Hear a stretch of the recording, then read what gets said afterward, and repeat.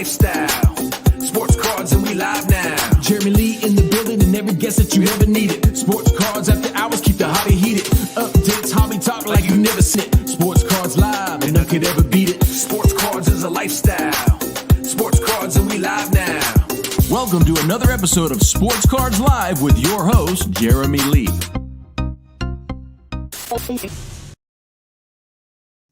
What is going on, everybody? Welcome back to take two of the PWCC Premier Auction ending. I'm sorry I'm a little bit late. I couldn't stop watching that football game. And let's just say never, ever, ever pick tails in a coin toss. I believe that it has been scientifically proven that over the history of all coin tosses on Earth, 75% of them come in as heads. So why would you ever choose tails? I'm just following the science here, guys. I'm just following the science. You always pick heads. And that's the difference. That's the difference in the game today. Pretty crazy stuff. Great day of football overall, though. Studio Sports, what's going on? Jake Dahl is back. Jason, good to see you live. You're always working, buddy. You're always working. Yes, weekly and premier both ending tonight. Thank you, Ian Undercover. Thanks to Sean Cates, who was on with us last week. He wrote it, performed it, all that. Come on, you already miss Adam. I mean, I miss Adam too, but give me a little bit of love there, birds on the bat. Come on. Busby says, hit that like button, you animals. And yeah, what a day of football. No doubt. I was rooting pretty heavily for Josh Allen and the Bills, and it looked like they had a chance there with 13 seconds left. But then what happened? It turned around on them, and they chose tails. I'm going to try not to swear, but I was swearing just now on Clubhouse. I'm like, who the chooses tails? Who chooses tails? What are you doing? Crazy. Boston Authentic. Yes. Football hangover for sure. So let me set things up. I was running behind because I didn't want to stop watching that game. I'm going to get the screen share ready here. And let's see what is going on with the monthly Premier Auction. Here, I'll bring it up. There it is. There we go. Bids are coming in. Looks like Fast and Furious. This thing's been moving while I've had it up here. Brady's getting bids. Burrow's getting bids. Venusaur's getting bids. Lots going on. So, as you all know, we started this last night with Adam, but some issues with the site on the back end of the PWCC platform, and they are back up and running and ready to go today. So we are in extended bidding. We are in the greens right now. So if there's no bids in 5 minutes, the auction will end, but that will certainly not be the case. So this thing is going to keep on resetting for the first hour. Let me throw up the bid times here. So if you are not yet in on the item you want in on, you are now out. You cannot bid. From 7 till 8, 5-minute extensions, and then 8 to 8:30, 2 minutes, and after that, 1-minute extension. So we will see how that plays out. Tom, heartbroken, no doubt. That was stressful. Up and down, back and forth. Shannock, nobody joining me for this one. It's just me for now. I do have the ability to share the link and invite somebody on. That's always that's a possibility. But let's see. We'll think about it. No promises. Let's watch some huge sales and try to lift the spirits. I know, right? What a crazy game. That was nuts. And then Brady loses. I mean, that was another good game today. Crazy endings. Kobe essential credentials getting the bids. D Wade still getting the bids. So I don't know what really happened if all the bids that came in last night are still part of the were they all registered and all that. I guess it doesn't really matter. We don't know. But how are we sorted here? We are sorted by, let's see. Let's go into this. We're going to sort by price. I like how they changed the filtering. We'll go by highest price. Seems to be the the most interesting. And let's see what happens. Let's see what happens. Exactly. How can a coin toss decide a game? It's mind-blowing. And how do you pick tails? Who picks tails? Who picks tails? Like, what do you... Ridiculous. You deserve to lose for picking tails. Serena SI for kids, PSA 10 at 25K. Very good. Very good. Let's see what's going on. So Brady, 900,000 for the championship ticket out of 100. BGS 8. Corners are 7.5. Luca, gold RPA at a 20. Gold RPA parallel 360 and the regulars at 280.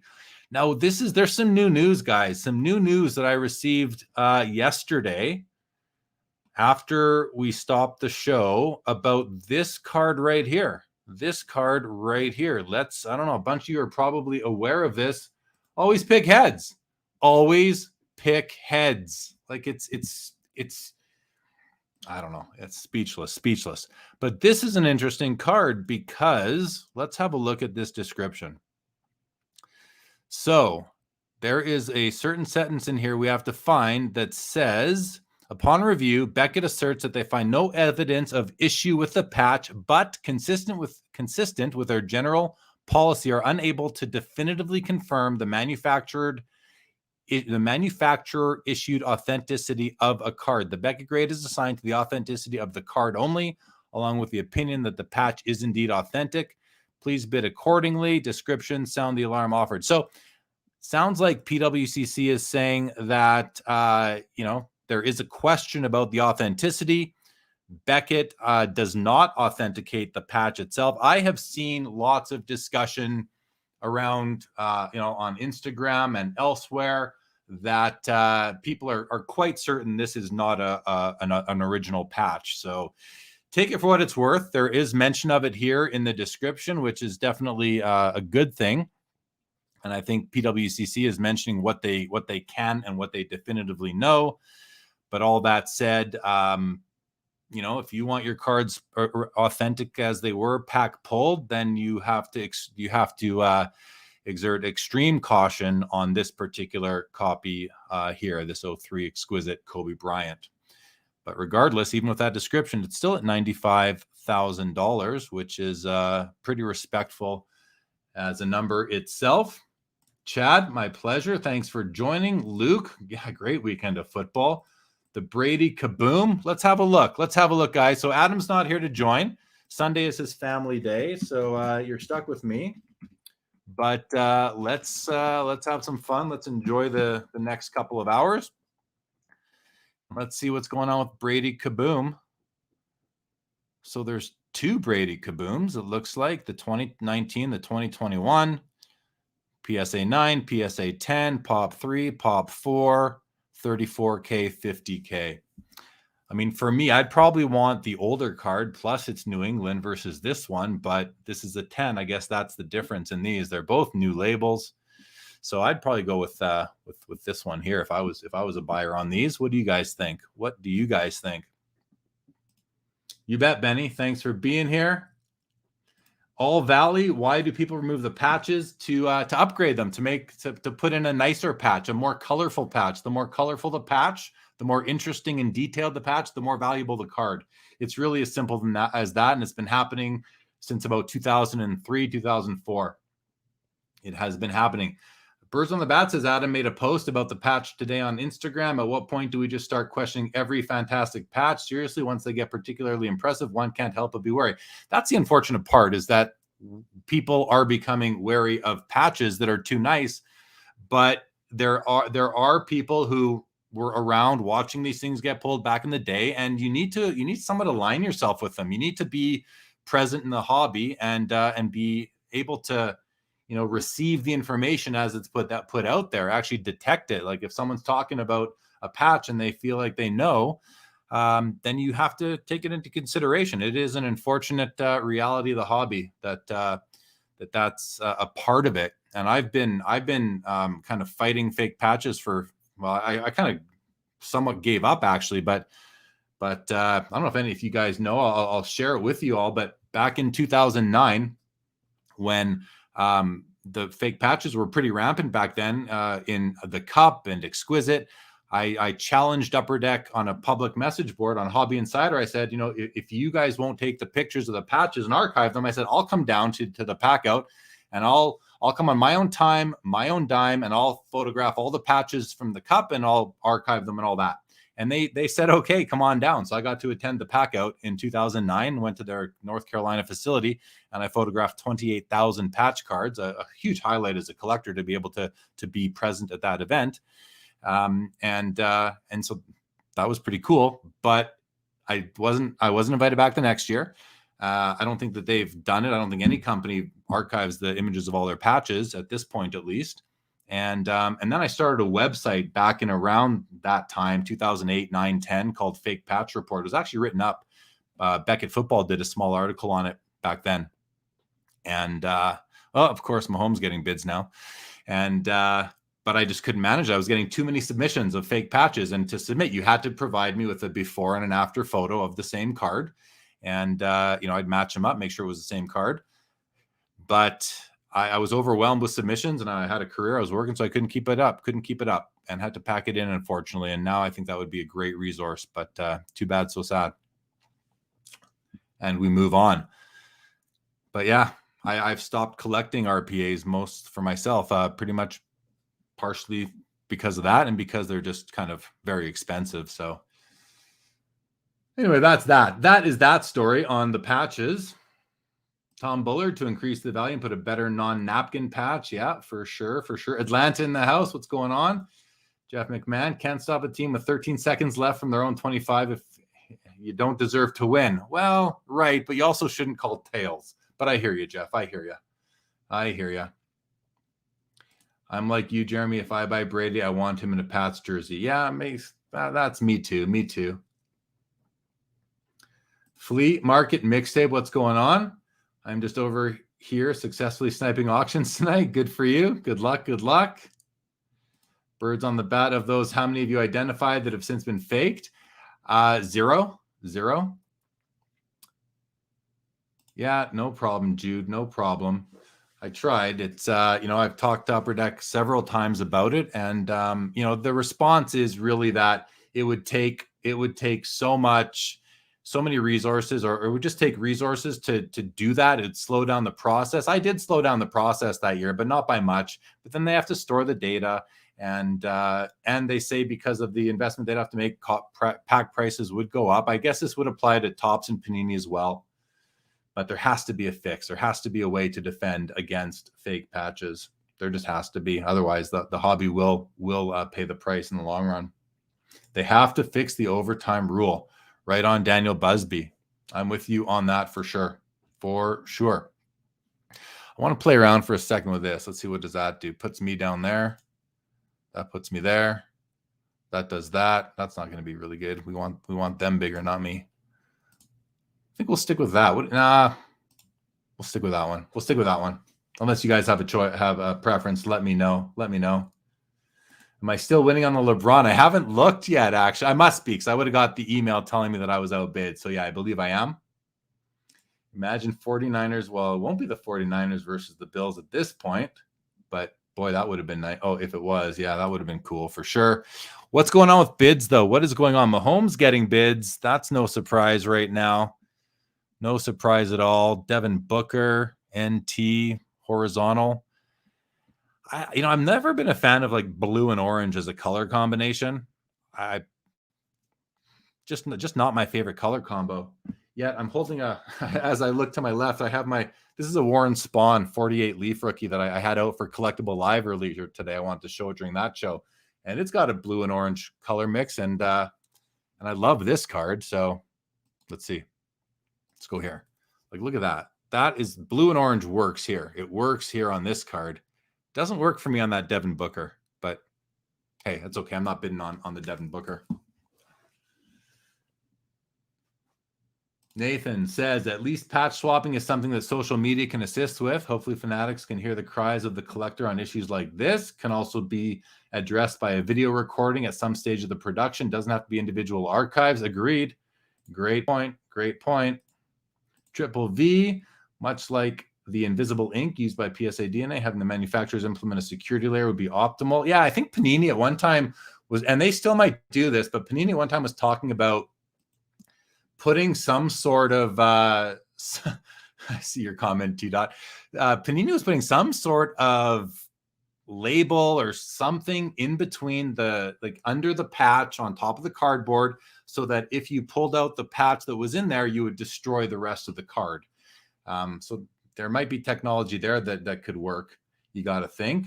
Yeah, must be my subconscious disdain for the 80s Oilers blue and orange. I think you're probably right about that. That makes a lot of sense, actually. What's up, Marco Gomes? Great to have you. Thank you. Appreciate the encouragement.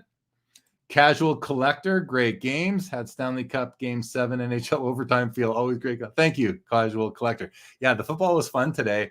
Fun, but didn't, like, 13 seconds left with that crazy charge up the field that Josh Allen did to, scoring of 13 seconds left, that beautiful bullet right up the middle. And then that's all Mahomes needed to come up and score the tying field goal. So I guess if you think about it, Buffalo's lucky that they managed to complete that 2-point conversion earlier on in the game. Otherwise, it might not even been an issue. Marco been buying cards like crazy. Good. Hobby's hot for sure. Anthony George, 2 for 1. Pretty much. 2 shows on the weekend. Yep, long weekend for this guy. Vladdy, Makar, McDavid, Gretzky. Yeah, Makar is the real deal. That's for sure. So is McDavid, obviously. Vladdy, Gretzky. Good choices, Marco. Nice players to hone in on. Any of you bidding on anything else tonight? What's going on with everybody who's in the chat? Are you bidding? You don't have to tell us what you're bidding on. I understand that could kind of work against you, but if you want to talk about what you might be, let us know. Or even if you are, oh, look at this, Mantle 5.5 at $110,000. Wow, what a beauty. Even off-centered, still a beauty. Garrett says the Bills should have squibbed after they scored the TD. Would have left Patriots with one play. Could have helped for sure. Marco says, I prefer buying the guys I want than opening boxes. Yeah, same here, Marco. I kind of went and changed to that direction several years ago now. I agree with you there. I call it sharpshooting, going after the cards you want instead of just kind of like blasting everywhere and hoping you hit something, but thankfully people break. I mean, if people didn't break, we wouldn't have the ability to buy the singles that we do want. So Jake won 2 cards on eBay. Congrats. Feel free to share. Rome, welcome, says, do you think PWCC weekly auction hockey-wise will improve? It's been a little lackluster. Hopefully. Hopefully it does. Hopefully more and more hockey card guys send more cards there, and we can see we can have more options. Because back in the eBay days, the hockey was great. I enjoyed that. That's what's really got me started doing these episodes. Studio, let's say Ovi beats the Gretzky record. Sid gets 600 goals. Neither win another cup. Who had the better career? Crosby has the better career. There's no doubt about that in my mind that Crosby has the better career. He has the better all-around resume. Quickly point out the Serena Williams SI for kids here. Let's do that for a second. The Serena Williams SI for kids up to 30 grand. LeBron SP Authentic BGS 9.5 is up to 60. Jordan autograph, it's 38,000. Serena with another bid, 32K. 32K on the 99 SI for kids Serena Williams. Gem Mint 10. LeBron X Fractors, $38,000. There we go. There's our guy, Kareem Abdul-Jabbar, formerly known as Lou Alcindor, in the SGC 9, hits 34K. A little bit off-centered, side to side, but this card, the centering is so easy to notice just because of how the oval pinches the borders on each side. It's really hard to find a copy of that card that is perfectly centered in any grade. And Mahomes bronze, Prism bronze, 32K. You got to wonder who we'd be seeing across the top here if today finished any different, If Rodgers had won last night, if Brady had won today, he'll still get bids, of course. If Josh Allen, would we be seeing as much Mahomes? I kind of think we would be. Busby, you won 200 on the Chiefs. Congrats.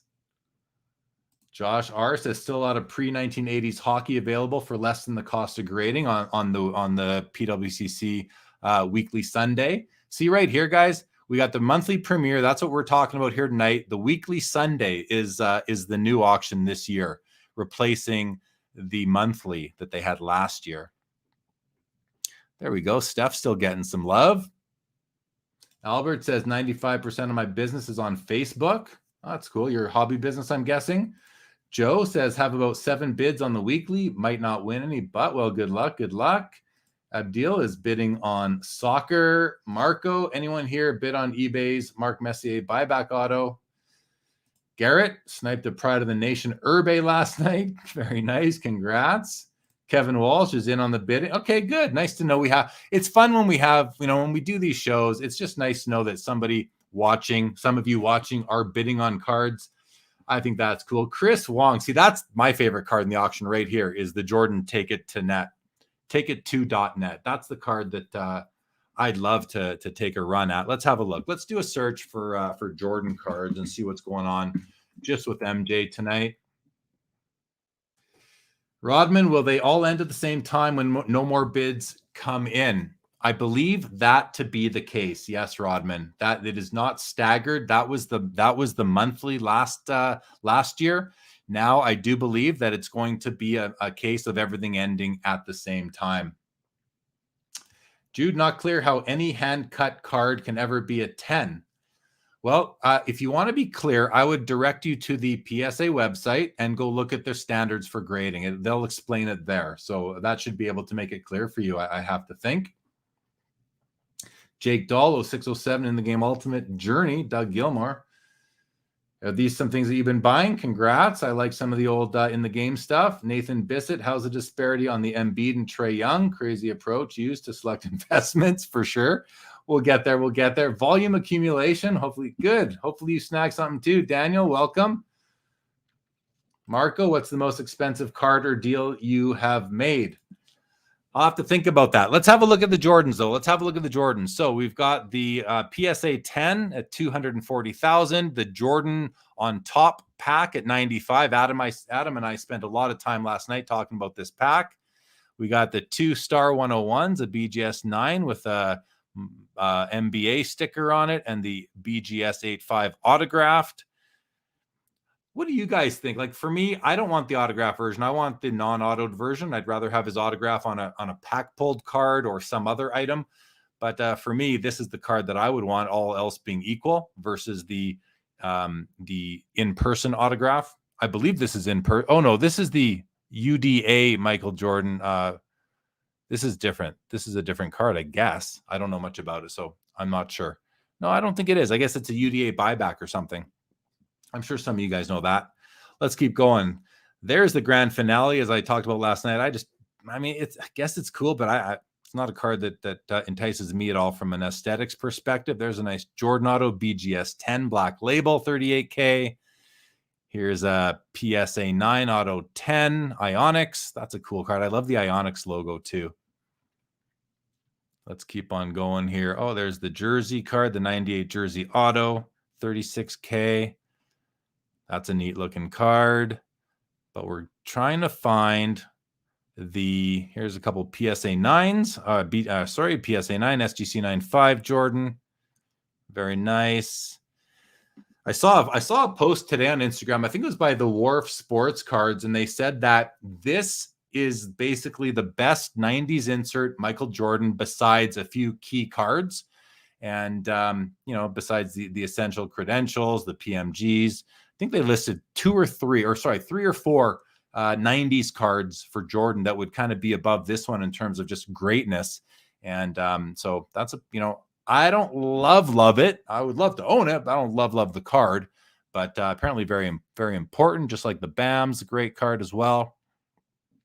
But I want to see the TakeIt2.net. That's my favorite Jordan card in the auction. I just think it is so slick looking. Where is it? Let's just find it. Here it is. I also love the Playmakers Theater. Let's open these two up and have a peek. So we'll start with the TakeIt2.net. I did bid on this card, as you can see, but I'm outbid, and I think I'm going to stay outbid. We'll have to see what happens with the other card that I'm the high bidder on. Can't do both, that's for sure. And the Playmate. Oh, this is No serial number on this. So these cards are out of 100, but some have no serial. And I'm not going to speculate why. I'm sure people can. But so for me, not a card I'd be interested. Again, I want it the way it was intended to be. I want my cards to be the way they were intended to be and pack pulled. If they were able to be pack pulled, like box bottoms, for example, couldn't have been pack pulled. I like some box bottoms in my collection, hand cut box bottoms. But if a card was coming out of a pack, that's how I want it for myself. So this card doesn't interest me, but this one here, oh, it looks like there's even been another bid since we just looked at it. Let's have a look at the top here. Do we see it coming? Yeah, there it is. It got a bid right over there. Even since we talked about it. Funny how that works, huh? Funny how that works. All right, what's going on in the comments here? Let's take a run back and see what's going on.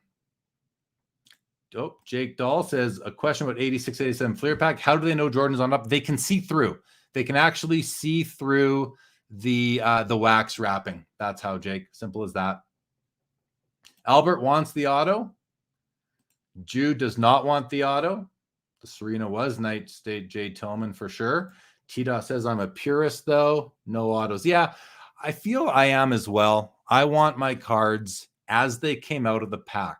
I don't know if is that being a purist? Is that being too structured? I don't know. It's the way I am. Geeb C-Town, I like the Jordan Skybox Rave review better. Yeah, I mean, you're not alone. Like, so many people love that Skybox Rave review. I think it's a decent card, but being honest, I don't love the looks of it. I don't love the looks of the Rave. What I don't like about the Rave is his face. Jordan's face. Can we see the card? Is there one in the auction? Where's the Rave? There's the BAMs, which I also don't really like. I don't see the Rave, and maybe there isn't a Rave.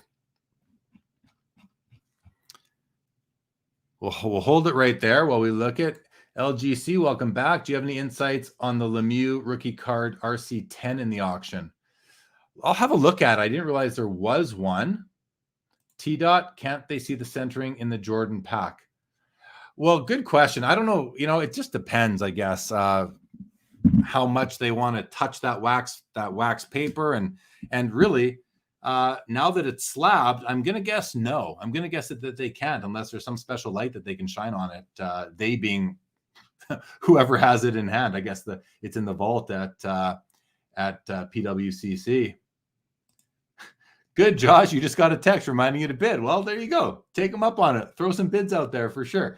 Let's have a look at some. Okay, so we'll talk about that again in a moment. We'll leave that one up because I just want to leave that one up. But let's do this. I want to. We'll take a look at the Mario Lemieux and see what is going on with that. Look at MJ's. Oh, that's Kobe, hey? It looks like Jordan there at first glance, but look at the tongue wagging and all that. And that beautiful mantle getting a bid up to 120. Let's take a look at Lemieux. Oh, yeah, we got a Lemieux card in the auction. What is this? This is an O-Pee-Chee PSA 10. Okay. All right, I haven't looked at this. So the bid is right where I'd expect it to be, $40,000. But let's take a peek at this card. So, even at first glance, this card is always deceiving when you look at the centering at the top left and right side of it, partially because this border here, it comes up and then it stops, right? So you don't have as many like elements to compare because you don't have border here. So you got to kind of rely on what's going on down here. This looks to be a very even width from top to bottom from what I can see without any tilt. The bottom and the top seem to be perfectly centered top to bottom. But the left side, again, it looks to be maybe a hair narrower here on the left than on the right, like a hair. Very, very little, if at all. I can't really definitively say it's narrower on the left than it is on the right, but it might be. But you come up to the top and it almost looks like it comes in a bit. But I tell you, I notice that on so many that I think it's just a trick that this card plays on my eyes. So, I mean, centering looks just fine to me. without being able to, well, actually we can. Let's have a look at the 360. This doesn't work so well when I'm streaming. Just, I think it's a bandwidth thing, but it's hard to really get this to work well while I'm also streaming. I think that, again, it's just a bandwidth issue, but it's nice. You can kind of see the surface. Card looks good to me as far as I can tell. The back, you've got the nice rough cut that, again, I like all along there. Even like this guy here, I guess you could call that an imperfection, but is it worthy of bringing it down a grade point on the reverse? I don't think so. Again, a PSA 10 is not a flawless card. It's not a flawless card according to their guidance. So yeah, I think it's a nice copy. I mean, the population on this card, I forget what it is, but it's like right around 40 or so. 48. There it is. 48. At one point, Brian Gray had half of them. I don't think he has any anymore. Maybe one or two. But I like it. I like the card. LGC, I like the card. Thanks for getting us to take a peek at it. There are bids coming in. Josh Allen getting a bid, the gold vinyl, $180,000. I guess people saw what he did, and the only mistake he made today was calling tails. And I'm not forgiving him quite yet for that. I'll forgive him, give me a day or two. We'll get over it. I love this Kobe. This is another one that was mentioned as being kind of ahead of, as far as MJ goes, ahead of the grand finale. All righty, what do we got here? Alex, what are you saying? Signed vintage is so much better. The player held the card. The older guys don't have signed on rookie cards, so this is the only way. Signed vintage rookies are very low pop and undervalued. Yeah, you're right. You could not get those out of the pack. However, Upper Deck did do some, when they brought back the OPG brand, they did do some buyback autograph inserted cards, but you're right. And that is pack pulled, but it's not originally pack pulled. But yeah, and there has been a bit of a resurgence as far as in-person vintage autograph rookie cards goes in PSA DNA slabs. Albert, got your Ryan Nolan book, Spotting Fakes. Very cool. Very cool. Jason Pringle says, I wish they would bring back the hologram style cards from the early to mid 90s. Do you really? I don't know, man. I don't, Jay. Those cards, I don't, I'm good without them myself, but hey, I'm sure a lot of people do like them. JWI, welcome back. Welcome back. Better late than never. Kevin Walsh has a 79 O-Pee-Chee Gretzky PSA 85 that comes in a bit at the top left, like you just pointed out on the Lemieux. Yeah, it happens, right? I guess it happens. And is it just your eyes playing tricks on you, or is it actual? I don't know. Busby, love seeing Brady getting huge bids. Yeah, no shortage of bids on the Bradys. How about this Mahomes card right here that just comes in at $260? I got to think, all the people that have all the money invested into Mahomes, what an emotional roller coaster they just went through at the end of that game. I mean, up and down, up and down, up and down. And then I guess they are breathing a sigh of relief. As I said to Joe Perot the other day, if you're going to, if you're going to buy a big card, look at that. There's two of these. One's out of 10, one's out of 5. They're both BGS 9s. Very neat. 340 and 260. I wonder if it's the same person. There we go. They're both, someone's in on both of these cards. But as I said to Joe the other day, if you're going to acquire a big card, like put in a lot of money on a player who's active, say, for example, I don't know, Aaron Rodgers, right? He doesn't win his game last night. Let's say you bought a big card of his the week leading up, thinking he was going to win. It was a no-brainer. Packers were going to win, and they don't win. Then do you have buyer's remorse the next day? Do you have buyer's remorse the next day? And if you do, the comment I made to Joe was, it's the way the hobby goes is that we are so sensitive to every single game that these guys play, especially in the very short football season. It makes it more difficult for me to want to invest heavily in an active player in the short term. But if you're going for the long term, then it probably shouldn't matter. But if you are going long term, then the time to buy, say, a Rodgers card is probably not the week leading up to the biggest game of his recent career. the time to buy is probably in the off season. If you can find the card, then I guess that people are even going to be selling. Here we go. Kobe 03 Exquisite Horizontal, which I do love these horizontals. $27,000. There's a Joe Burrow. Lots of people behind Joe Burrow. Lots of people. Goat Ma'am says, take it to net. PSA 10 is such a sick card. I agree, man. I agree. We're leaving that one. Where is it? Right here. It's at 16,000. Yeah, I was a bidder on this card, but I'm a high bidder on another card that's going to kind of tap me for a couple months. So if somebody wants to outbid me, I'll tell you what, if somebody wants to outbid me on the card that I'm the high bidder on, here, let's go. Let's do this. Let's look at my bids. I'll share them. It's fine. All Valley says, this is why I mostly play with vintage. Yeah, it's, it risk tolerance. How much risk are you willing to take? Do you want, right? That's what it comes down to. Oh, I've been outbid on the LeBron. This was the card that I was the high bidder on, guys. This was the card I was the high bidder on, and I'm no longer the high bidder, and I'm not bidding again on it. I was maxed out at my high bid. That does open the door for me on this card a little bit. Talking to it, we have over 120 people in here right now, so I got to decide if you guys are going to maybe work with me or work against me, or you're indifferent and don't care, which would be my preference.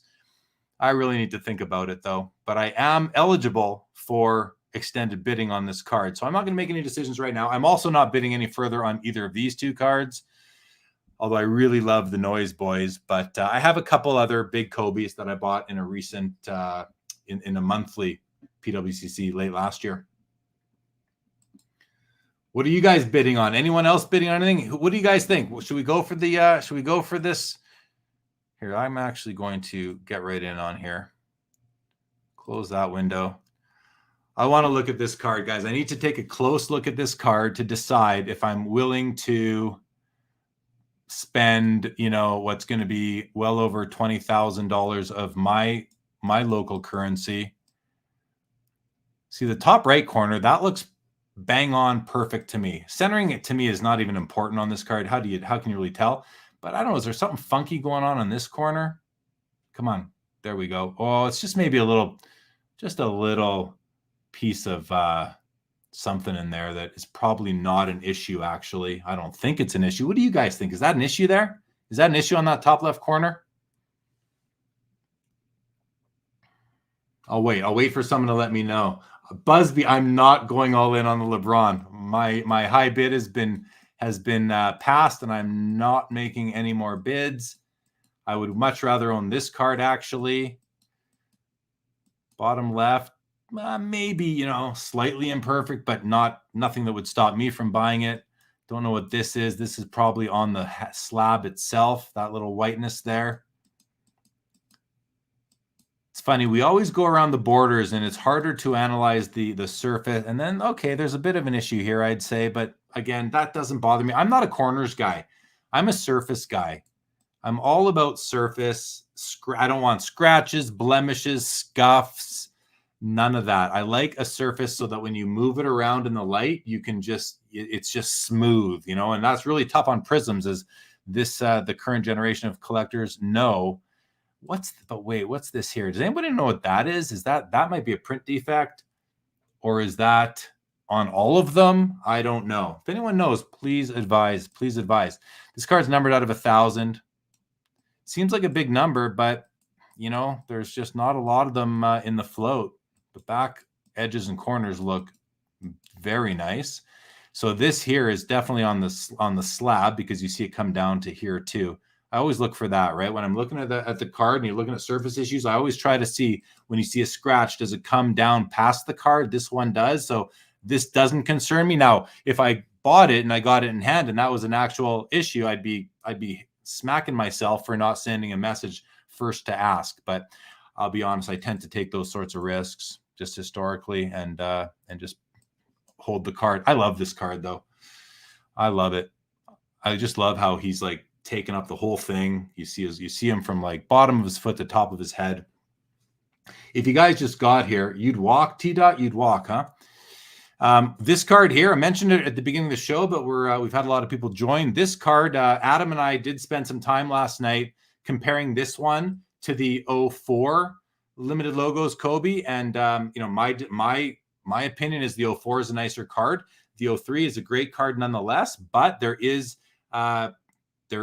some concern on the authenticity of the patch, that it might be a repatch, a swapped out patch.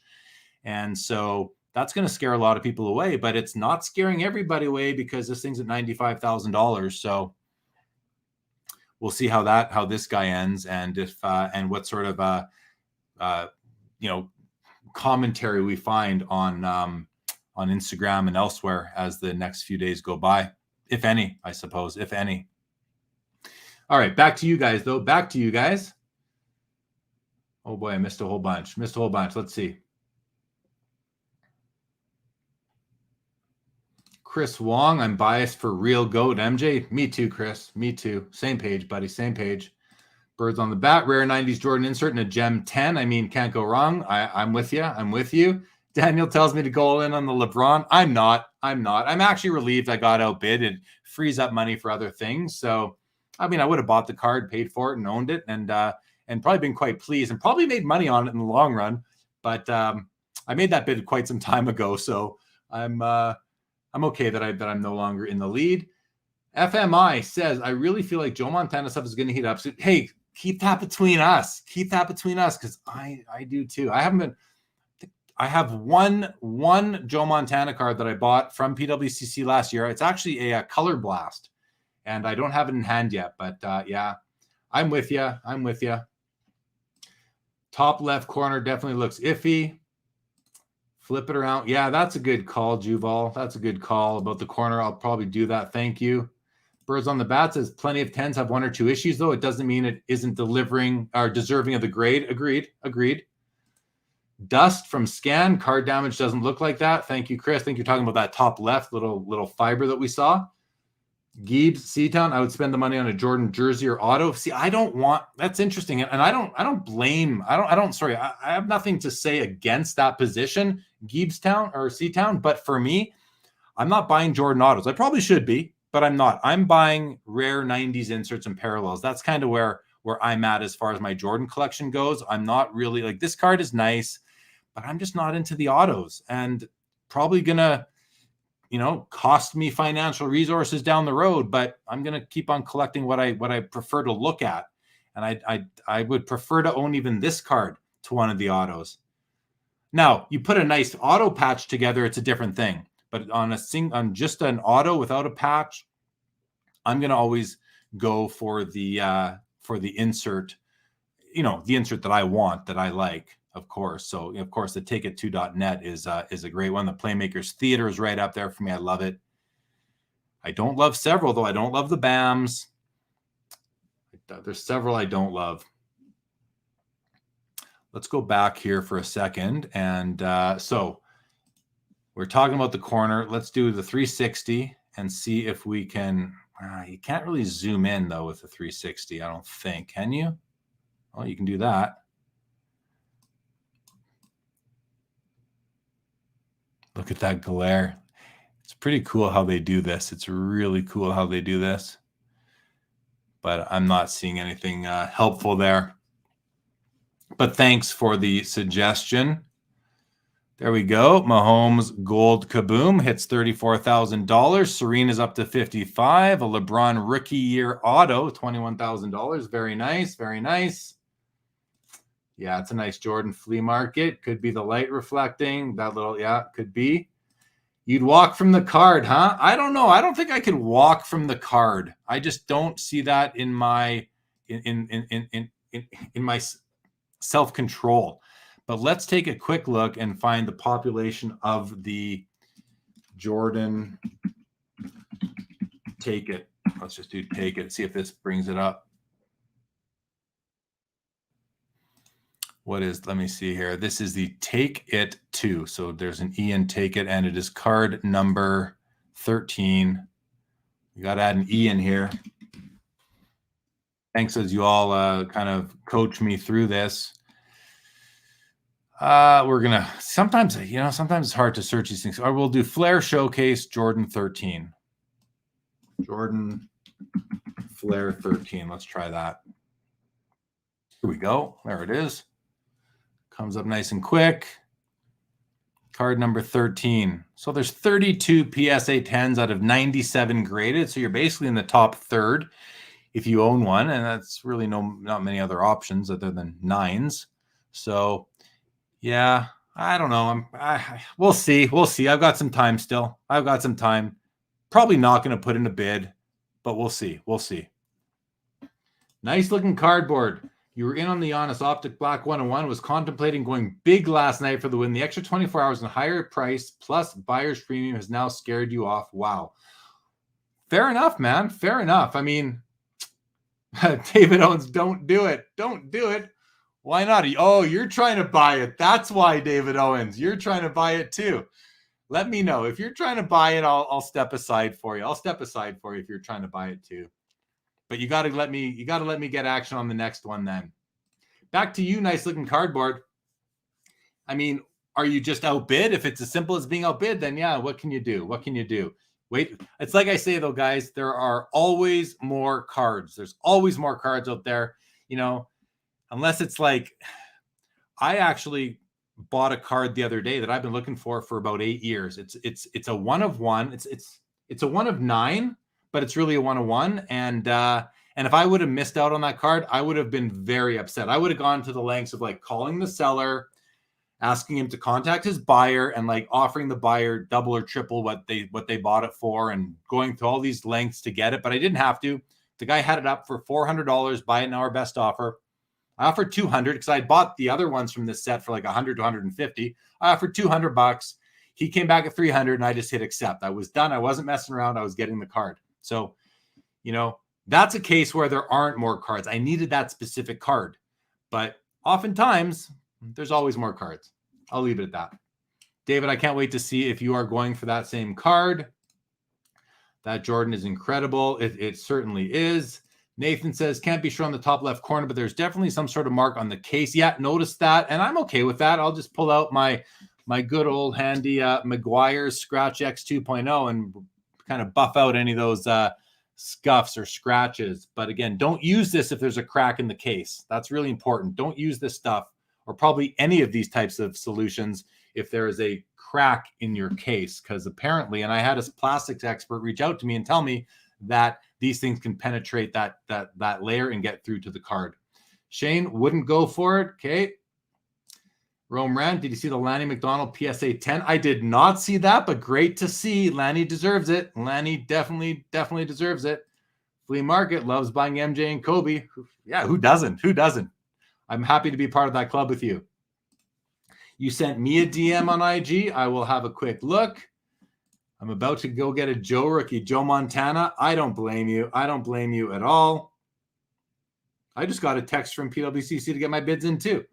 Well, I guess they want to make sure everybody knows that that the auction is still tonight. So that makes sense to me. And good for them on behalf of all the sellers to actually do that.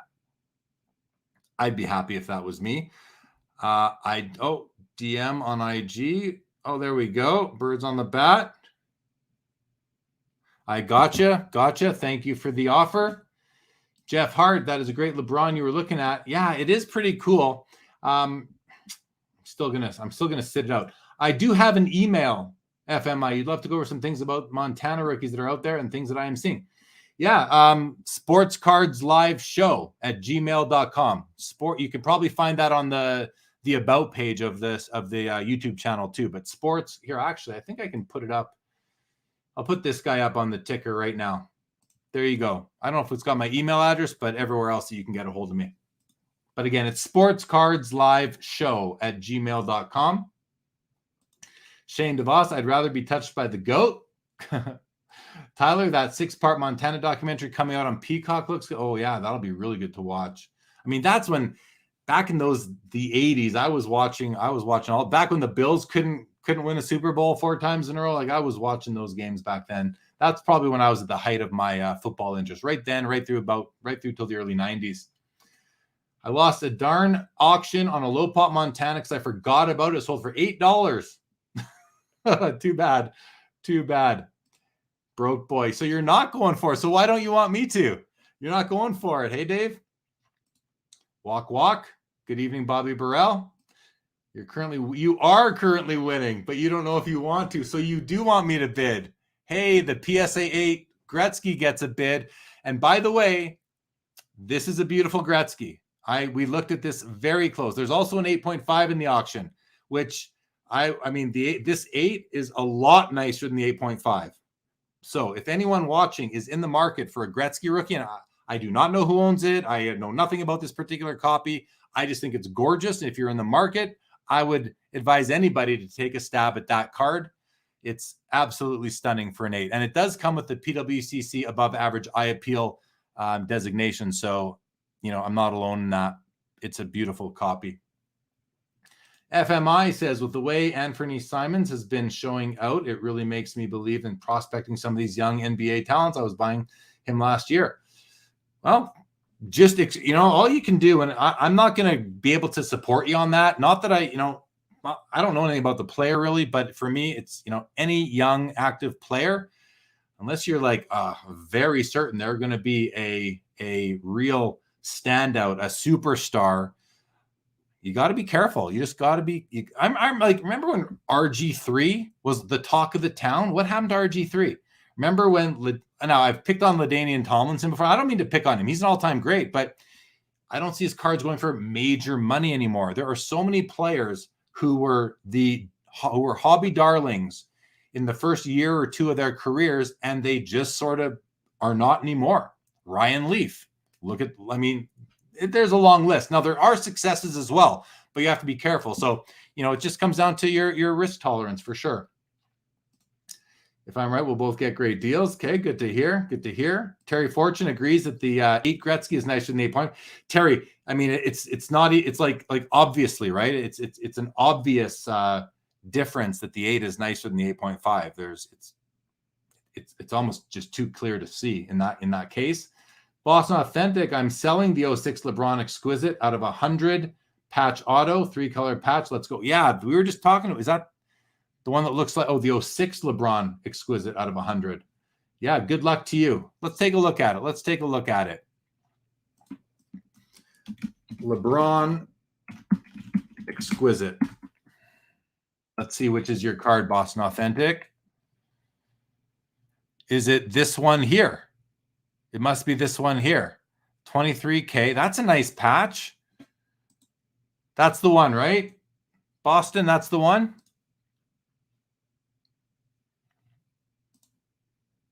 Let's see. Yeah, you got a nice 3-color patch, a bit of design element there with the curve and the peak. Nice picture of LeBron. It's a true mint plus 3 9s and a 9.5. I always look to surface first with every card I buy. My eyes go to the bottom right of the 4 subs, and I always look at surface first. I know I'm in the minority there.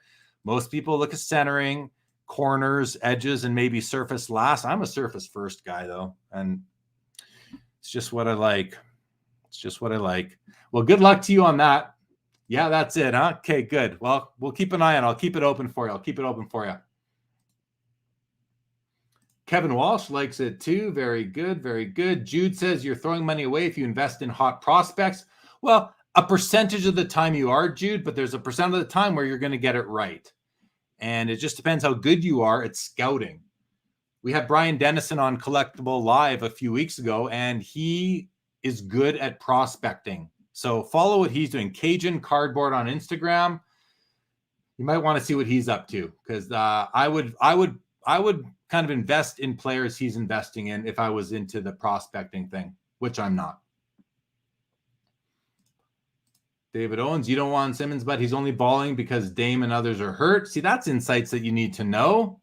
Bobby says chance for a 9 on the Gretzky, considering it is better than the 8.5. Crack it and send it back. See, that's definitely an option.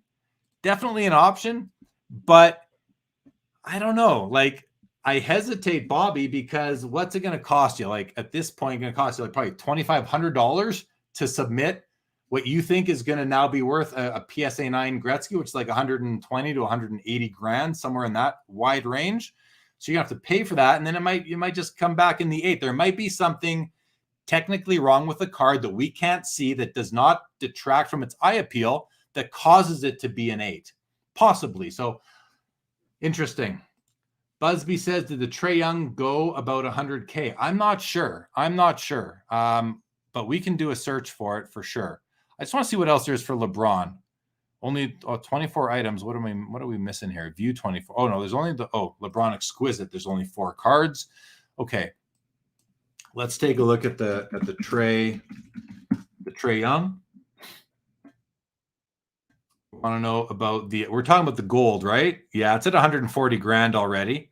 The Trae Young gold prism, PSA 10, 140 plus 28. So it's 168K out the door, as Eric Myers would say. It's going for more than his NT RPA, true RPA at a 99. See, that's interesting. That's an interesting kind of the way the hobby's going, where the prism gold out of 10 sells for more than the NT RPA. I mean, NT RPAs, exquisite RPAs, the cup RPAs, these have been the pinnacle of rookie cards for quite some time now. So for a simple parallel card, I say simple because there's no auto, there's no patch, no jersey, a simple parallel card that is the color gold out of 10 can sell for like double to triple what the NTRPA is at. Now we'll see what happens by the end, but I find that fascinating, and I understand it to a degree as well. I'm not saying I don't understand it. This is a pretty looking card, flawless. See, this to me is nicer than this. Just design wise, aesthetics wise, this to me, what a beautiful piece. What a beautiful card. For me anyway, of course, just for me. I love that. Nice looking card. Let's go back to the top, see what's going on. The LeBron flashback or tribute, whatever we call it, gold prism at 70K. MJ LeBron dual significance auto at 20, and the Kobe 03 exquisite patch auto at 30K. This is probably the card I want of Kobe Bryant. You know, if I'm not going to find one day one of his flawless or immaculate patch autos, this is a beautiful card too. Like, flawless is way nicer than NT for my money. Way nicer. Alex says, I would pass on the LeBron. I think the warm-up jersey brings down the appeal. I really like the pristine refractor. Downside is out of 1999. Yeah, that's partially why I'm not willing to bid any higher on the LeBron, because it is the practice jersey. The other thing is that when you say downside is that it's 1999, I'm kind of okay with a 1999 print run back then. That doesn't bother me that much. It's better than an unnumbered card, I think. Flea Market says, man, this last auction I'm trying to snipe is a base PSA 9, but it's an SP for base, and it is very low. Ending soon. Good luck. Good luck. Matt Jones, these shows are always fun and educational. I'm glad. Thanks for joining in. Thanks for joining. As always, Matt Jones. 70K for a tennis card, and Tom Newman is laughing. But, I mean, this isn't any tennis card. This is Serena Williams. Like, you know, is she not the most famous female athlete of all time? Martina Navratilova is the only other one that comes to mind for me, and she's also a tennis player. Billie Jean King, another tennis player. And women, I mean, I don't know. I think there's potential for women athlete cards. I think it's just the way the world's going. So interesting. But yeah, there's not a lot of tennis cards out there. So the true gems are going to get the big money. I think people in the hobby are starting to realize, investors, collectors are starting to realize that kind of like a GOAT is a GOAT. You know, the best of all time is the best of all time, no matter what sport they play, no matter their gender. So I like to see it. I think it's good to see. Anthony says, I think the 8.5 was overgraded, older slab, and the 8 is closer to a real grade. Yeah, could be. That could be the exact situation. Daniel says the Gretzky 8 is an 8, not a 9. Okay, there's another opinion. Flea Market says Rydog 54 is a good person for MLB prospects too. So you're talking about basically people to whose advice to follow. That's the thing, right? It's a very sticky situation to provide advice on who other people should spend their money on. I try not to do it, but I will say to somebody, if you are looking for a Gretzky rookie and you want it in a PSA 8 and this is your budget, you get my blessing on that particular copy. And again, I have no idea whose it is. Daniel says it's just the ugly 8.5 makes the 8 look much better. I don't know, Daniel, because the 8 is, it does have PWCC's above average eye appeal ranking. I looked at it closely. I think it's a nice 8. I've seen a lot of 8s. I think it's an above average 8. No doubt about it. No doubt about it. David Owens, agree. Matthew, wealth of, okay, thanks, guys. Appreciate it. David French, send that Gretzky to SGC crossover. Well, I don't know why. Elite Co just sent some reholders in, and the one that had the PWCC eye appeal sticker on it got a 0.5 bump. But is that from PSA to SGC, right? I don't know that that makes sense today from a financial perspective to go from a PSA 8 to an SGC 8.5. Hobby is on a huge gold rush. Yeah, you're talking about the Prism Gold. You're right, TM cards. No doubt about it. Look at this, guys. The Jordan 86 Fleer pack with Jordan on top is now up to $110,000. And there's someone told us last night the population, I think it's 13. I think there are 13 slabbed 86 Fleer packs that have Michael Jordan on top in the population, where there's like 320 PSA 10 Jordans. So Adam and I in the chat last night had a good chat or discussion about, why would you spend that much money on the pack when this is worth like 3 or 4 PSA 9s right now? And the best you're going to get out of it is probably a PSA 8, maybe a 9 if you're lucky, most likely not a 10. So, but then, the discussion went to the fact that you're not buying a Jordan rookie. You are buying an unopened pack of 86 Fleer with Jordan on top, which is a completely different asset holding collectible than a Jordan rookie is. And I feel that way because I collect unopened packs myself. 22K on the LaMelo. Here's a case that I just wouldn't touch this with a 10-foot pole, but I don't know a lot about LaMelo Ball, and I don't know a lot about his future status as the face of the NBA. But someone last night in our chat said that they thought LaMelo Ball was going to be the future face of the NBA. If he is, 22K is a steal, even for an 8.5. If he isn't, you're probably in the long run going to lose 3/4 of your money. Anthony says, I'm a vertical card guy myself, but each his own. So Anthony, I prefer vertical cards too. The problem is there are so many beautiful horizontals that I can't exclude them all. I just can't. So I'm open to both now. But to me, if it comes down to a tiebreaker, I'm going for the horizontal as well.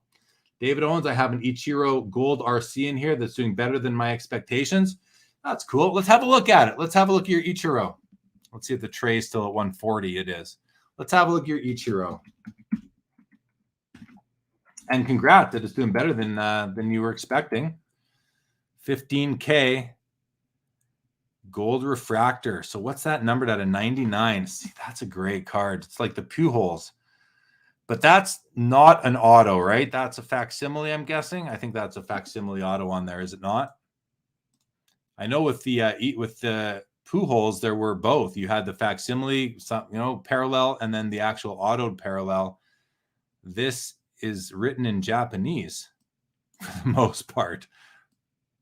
And I don't think it says anything there about an auto, although it might. I can't read Japanese, unfortunately, and it would probably say auto up here too. So I guess we're looking at a non-auto, but good luck to you on that auction, David Owens.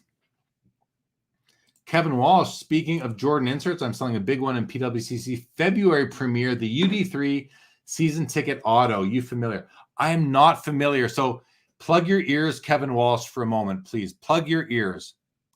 I am not, my Jordan collection is exclusively not Upper Deck for the simple reason that I haven't found an Upper Deck insert that I love from the 90s or the early 2000s. So I'm not familiar with it because I find myself just kind of passing them by, Kevin, and I might live to regret that down the road. But definitely next month, let's have a look at it, and I'll tell you if I like it. Definitely. And again, just my own personal opinion. Albert Jones throws out Simone Biles. Yeah, of course, Simone Biles, and I believe she had a card sell for quite a bit of money at some point last year. Bless and Break says, unfortunately, Megan I don't know who that is. WNBAcards.com. See, okay, here we go. Women's sports definitely on the rise. Basketball, soccer, tennis. Well, you would know. You're just by your username, you're somebody who I would want to listen to about that. Bless and Breaks calls out Mary Lou Retton, Nadia Comaneci for older people. Yeah, Mary Lou Retton I could see. being somewhat collectible. I don't know much about Comaneci. I've heard of her, but I don't know much about her. Terry Fortune calls out the bottom right corner on the PSA 8, Wayne Gretzky. I don't think we have that open anymore, but we'll take a look next time, Terry, definitely. Rome says an off-center oil drop on Gretzky rookie really turns me off. And, yeah, it's not ideal, but it's very common. So you got to kind of decide what you prefer, right? Well, you're willing to live with an off-centered oil drop and a beautiful card. Otherwise, it depends how much, because an off-centered oil drop can also mean blurriness of the picture, right? The word Oilers will be hanging lower usually than the word Edmonton across the top, which we see that on the PSA 8.5 Gretzky. Should probably bring that up. Let's bring that up again. Here are the two Gretzky cards that we're talking about. You got the 8.5 here, and you just look at it there. You can see it's off-centered. And you look at the 8, and it's just a nicer card. But on the 8.5, I want to point out something to anyone who wasn't here last night. I'm going to take Rome's comment off for a moment. So if you take a peek right here, the word Oilers, look how much lower it is than the word Edmonton. Now, those should be lined up perfectly in an ideal world. Look at how his face is a little bit blurry. Look right here at the blur. Look at the offset right there. That's not perfect. You've got some blurriness on the legs. I always look at the edge of the legs as well, and it's all driven by, or the first indicator is where this oil drop sits. It's low and it's to the right.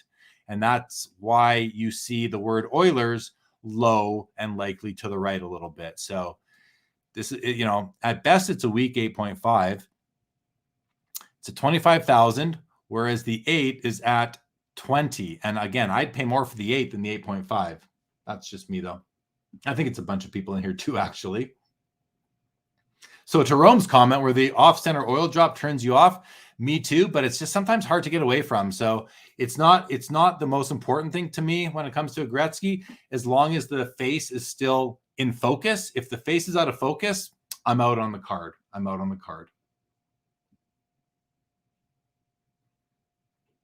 Bless and Break says, agree with the unopened pack. So rare to find with a star player on top. Rich says, what did you think of the Broda? Bid but law. I don't, what was it, a PSA 7? I don't remember, Rich. I'd have to take another look at it. Sorry. Was that on the week? It must have been on the weekly Sunday. Flea Market Mixtape says the HGA slabs for sideways cards are too big, like an old portable CD player. I haven't seen one, but I got to say kudos to HGA for even going in that direction and giving it a try, because no other grading company that I'm aware of has done that. You'll see some booklet cards in BGS holders that are the size of like an LP, and then you got this little booklet in the middle. It looks absolutely horrible. So I would just not grade it if I were a grading company. But I like that HGA did that. That's one thing I really like that they did. And I guess I'd have to see how they stack up, really. The Rubies Kobe, Andrew Marks lets us know, is at $17K. One of my favorite cards in the auction for sure. Let's go back to the to all items. Oh, Bobby Hull getting a bid to $23K in the SGC 7. I'm a big fan of that Bobby Hull card. Not that specific one, but the Bobby Hull rookie. I love this Mantle PSA 7. Should I sell my house and buy it? Yes, I should. All right, honey, pack up the stuff. We're selling the card. We're buying a Mantle card. I love this card too. But let's have a look at the Kobe Rubies, because I do love the card. I started buying a whole bunch of hockey Rubies from the Fleer Showcase products that have come out. I think, well, that's it. I'm not going to say what I think, but I really love them. They're out of 50, so much rarer than a Young Guns.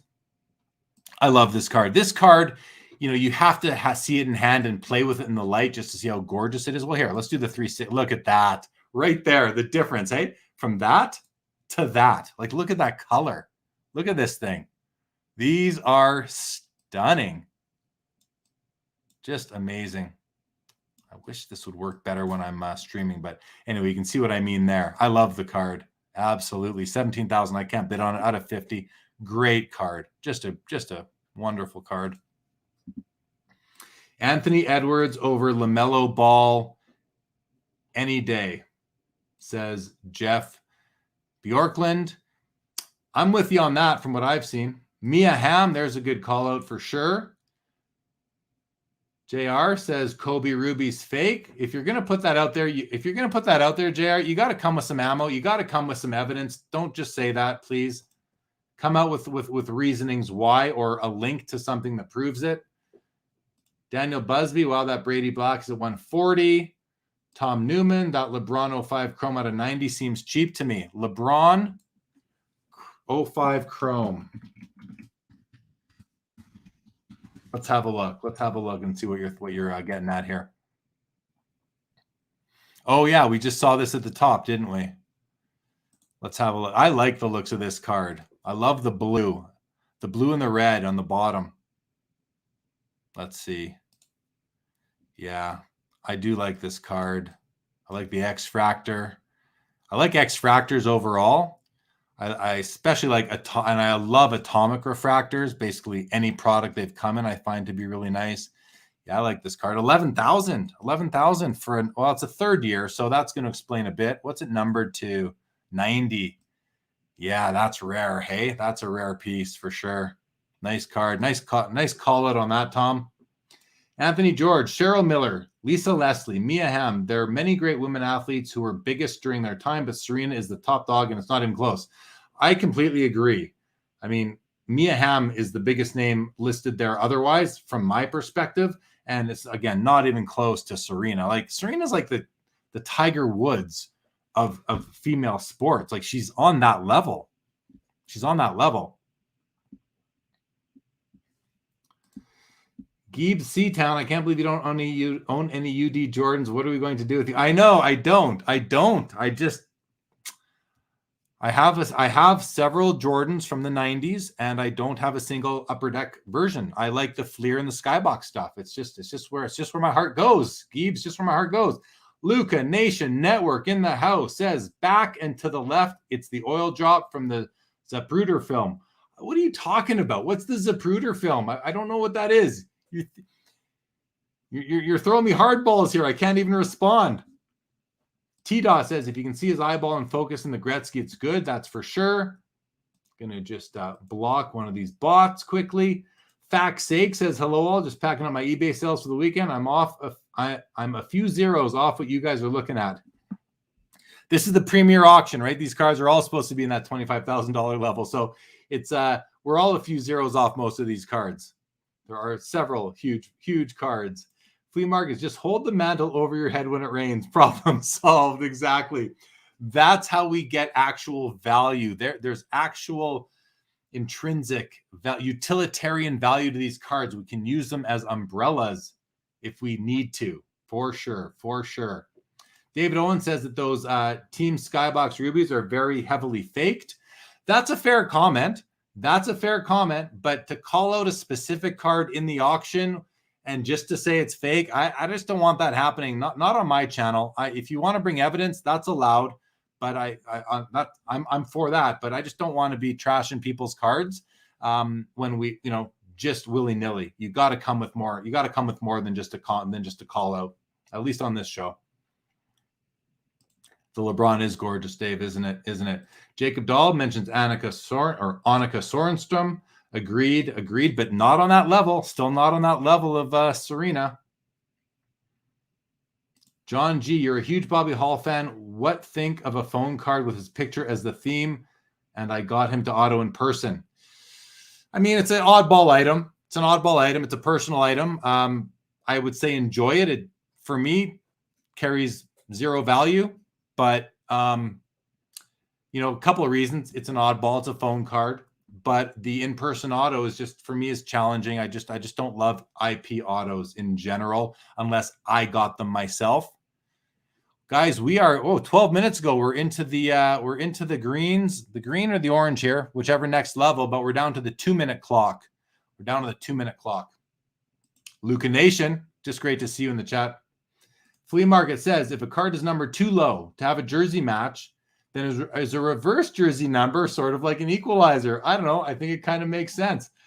I love that. I love that discussion. Like, for me, if I'm buying a numbered card, I'm going to use hockey just because I know the jersey number is the best. But if I'm buying say I'm buying a card of Connor McDavid and it's numbered 99 and 99 or 87 of 99, 87 being Crosby's number, that's going to have a bit of extra enticement for me. I'm not going to say I'm going to value it more, but I'm going to be more attracted to the card that has a jersey number of a GOAT or a GOATish type of player, even if it's not the player on the card. And that, I will not blame anyone out there if you think I'm crazy.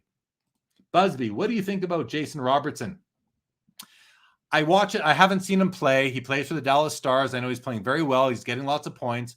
I haven't seen him play. Maybe I saw him in the playoffs last year. I don't remember, but I wouldn't be investing in. I never have, though. I'm not the right guy to ask about current year rookies because I don't go hard after any of them. Kevin Walsh, Jeremy, do you have a card Instagram? I sure do, Kevin. It's in the it's on the ticker right now at @jlee_sportscardslive. It's my card Instagram, and I use it to also let people know what shows are coming up. But I try to do more cards than kind of advertising the show. Flea market, you can also keep the sun rays out of your eyes with a slab unless it's a refractor. Rome Rant, I'd love to buy your 1970 O-Pee-Chee Series 1 and 2 graded wax packs. I'm sure you would, Rome. Those are very rare, and I anticipate that I will actually open those on my deathbed. That's the plan. So that's the plan right now, but hey, plans do change, so keep me in mind. In the meantime, look at this beautiful Lou Gehrig. Look at this beautiful Lou Gehrig here. It's a card on my want list that I don't own. I'd love to find a nice 3, a really nice 3, even a PSA 1 with a pinhole. That's my new thing, guys. I want PSA 1s with pinholes. Nice ones, I mean, that look like 6s. That's right up my alley. John G says, just Bobby Hull's autograph, not personalized. It doesn't change it for me, though, John, whether it's personalized or not. Still doesn't change it for me as a collector. But again, I have an in-person Bobby Hull autograph that I got, and I love it. I love it. It's not for sale. I don't care what it's worth, but I don't think it's worth much. I don't think it's worth much at all. Maybe $20 sort of thing. TM Cards, I'm a Stars fan. Love Robertson. I don't think he's going to be hobby relevant in 3 years, though. That's the case for a lot of players, for sure, for sure. T-Dot says a premium was paid for. Well, that's McDavid's jersey number, though, T-Dot. So, of course, there's going to be a premium paid on that. But I'm saying, what if this was numbered the 87 of 99 McDavid? Would there be a premium for the 87 of 99, considering that that's Crosby's jersey number? Daniel A says, does the term jersey number apply even after a player changes their number? I think it does. I think now you have 2 jersey numbers, which might even make it more, there's more options there. Jay Tillman calls out Diana Taurasi. Jacob, welcome, says, what's the best card to buy, raw and grade? What's the best card to buy, raw and grade? The one that you want the most, Jacob, the one that you want the most. But I'm not exactly clear on the question. If you want to expand on it, happy to try and give you a better answer. Geeb says, I may have missed this question earlier, but what shows are going to next? If you mean card shows, I will be at the Mint Collective in Vegas at the end of at the end of March. I will be at the Edmonton Expo, April 15th to 17th, and the Toronto Expo, which is coming up in end of April or in May at some point. And there's also a one-day show here where I live in Calgary on April 2nd, I think. 2nd or 5th, whatever the Saturday is in April. But again, that's here where I am. That's April 2nd. And I would love to get to a Dallas show. I've been saying it for a while. I do plan to get to a Dallas show. The plan is this year at some point. I'd love to go to the March one, but probably not going to happen at this point. Flea Market says it depends what number the player is wearing on the card as to what the jersey number. Like Kobe's a great example of that, right? You've got Kobe in 8 or in 24. So if he's on the card, he's wearing number 24 and it's numbered 8 of something, is that still jersey numbered? I think you can argue it is. Some people, because everyone knows he wore 8 as well, but it's not like a color match sort of situation where it matches on the card itself. Fax A says Robertson is great, but doesn't have the it factor. Flea Market says, or an 8 for Kobe can still be significant. Wow. Yeah. Okay. Thank you. I just said that. I didn't see your comment yet. Kevin Walsh, we'll see you at the Vegas show for sure. Can't wait. Be sure to introduce yourself if we haven't met before and say hello. David, I am going to the Mint Collective in Vegas. 100% I'm going. I'm taking part in some of the panels, and I'm very excited for the Mint Collective. and going to Vegas and seeing all these people who I've been in communication with and seeing them in person for the first time. So yeah, really excited about that. Very excited about, hey, Trae Young gets a bid, guys. Trae Young gets a bid up to 150,000. This thing isn't slowing down yet. You know, we'll see when this ends, but we're still in the 2-minute windows for another 13 minutes or so. And then we're going to go into the 1-minute windows. And those usually last for about, you know, up to about half an hour has been our experience with previous premieres. Appreciate that. Jacob says, buy or sell McDavid at current prices. So that's a tough question. He's one of the players where you can buy him on a low when he's slumping. I would think so, which is right now, but his cards aren't slumping. So I kind of have to retract that and say, if his cards slump while he is slumping, that's when you buy. That's when I would buy, because McDavid is going to be, barring injury or something crazy, he will be an all-time great. I actually put him in the top 5 players of all time, not based on career accomplishments, not based on how many cups he's won, not based on individual awards, based on skill set and excitement. I put him in the top 5 of all time, and goalie's not included. So to me, the best time to buy McDavid is now. So take it for what it's worth, but please don't take it as investment advice. Nathan says, can you imagine the stock market if the stock market reacted like the sports card market and Apple crashed because the CFO was sick for end of month? Well, I hear you, Nathan, but don't you think that the stock market does react, and sometimes even faster? And look at that. The 8.5 gets a bid to $26,000. So, if an 8 is worth like what, in the low 20s, and a 9 is worth like 120, an 8.5, take the card out of it, just the slab, just the grade. To me, an 8.5 should be worth like 50, 60K. This copy, I don't think should be, but if you're just looking for set registry competition, then this is a great way. And someone brought this up last time. This is a great card to get the 8.5, because you're probably going to get it cheaper than an average or better 8.5. And here we have a Sidney Crosby, the cup. This is his RPA, but this is the gold parallel numbered out of 87, the rainbow version. So his RPA is out of 99. The gold version was done to the player's jersey number. So there's 87 of them. So consider Alex Ovechkin, whose RPA is in the same set. His gold parallel is out of 8. Makes it a lot rarer than the Crosby gold parallel, in which case I would actually choose the silver, the regular RPA out of 99 over the gold. And I think most people do in hockey. But for the Ovechkin, that card out of 8 might command a premium to the true RPA out of 99. FMI loves him some Trae Young. Kevin is out of bidding on the O2 Ronaldo. Sorry to hear. WNBA says Brianna Stewart is the modern player to watch. 4 NCAAs, Rookie of the Year, 2 WNBA champs, finals, etc., etc. See, we're dropping some knowledge in here. Appreciate you stopping by, WNBA, and sharing your knowledge on the female athletes, because I would not have, I've heard the name, but I would not know that she's a player to watch. So Brianna Stewart, I'm going to write that down because I want to watch. Just writing down Brianna Stewart from WNBAcards.com. Thanks for the tip.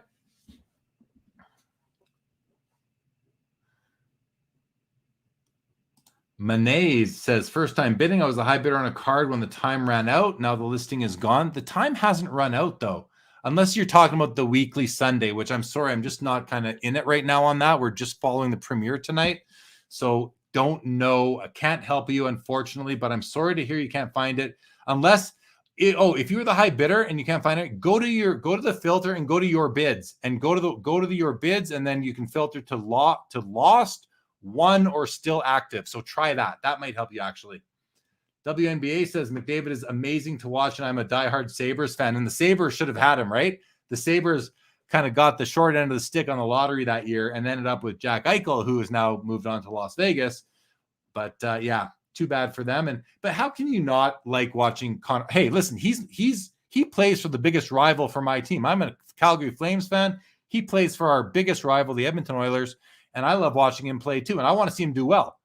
I want to see the Flames do better, but I want to see McDavid do well for the hobby. I think it's good for the hobby.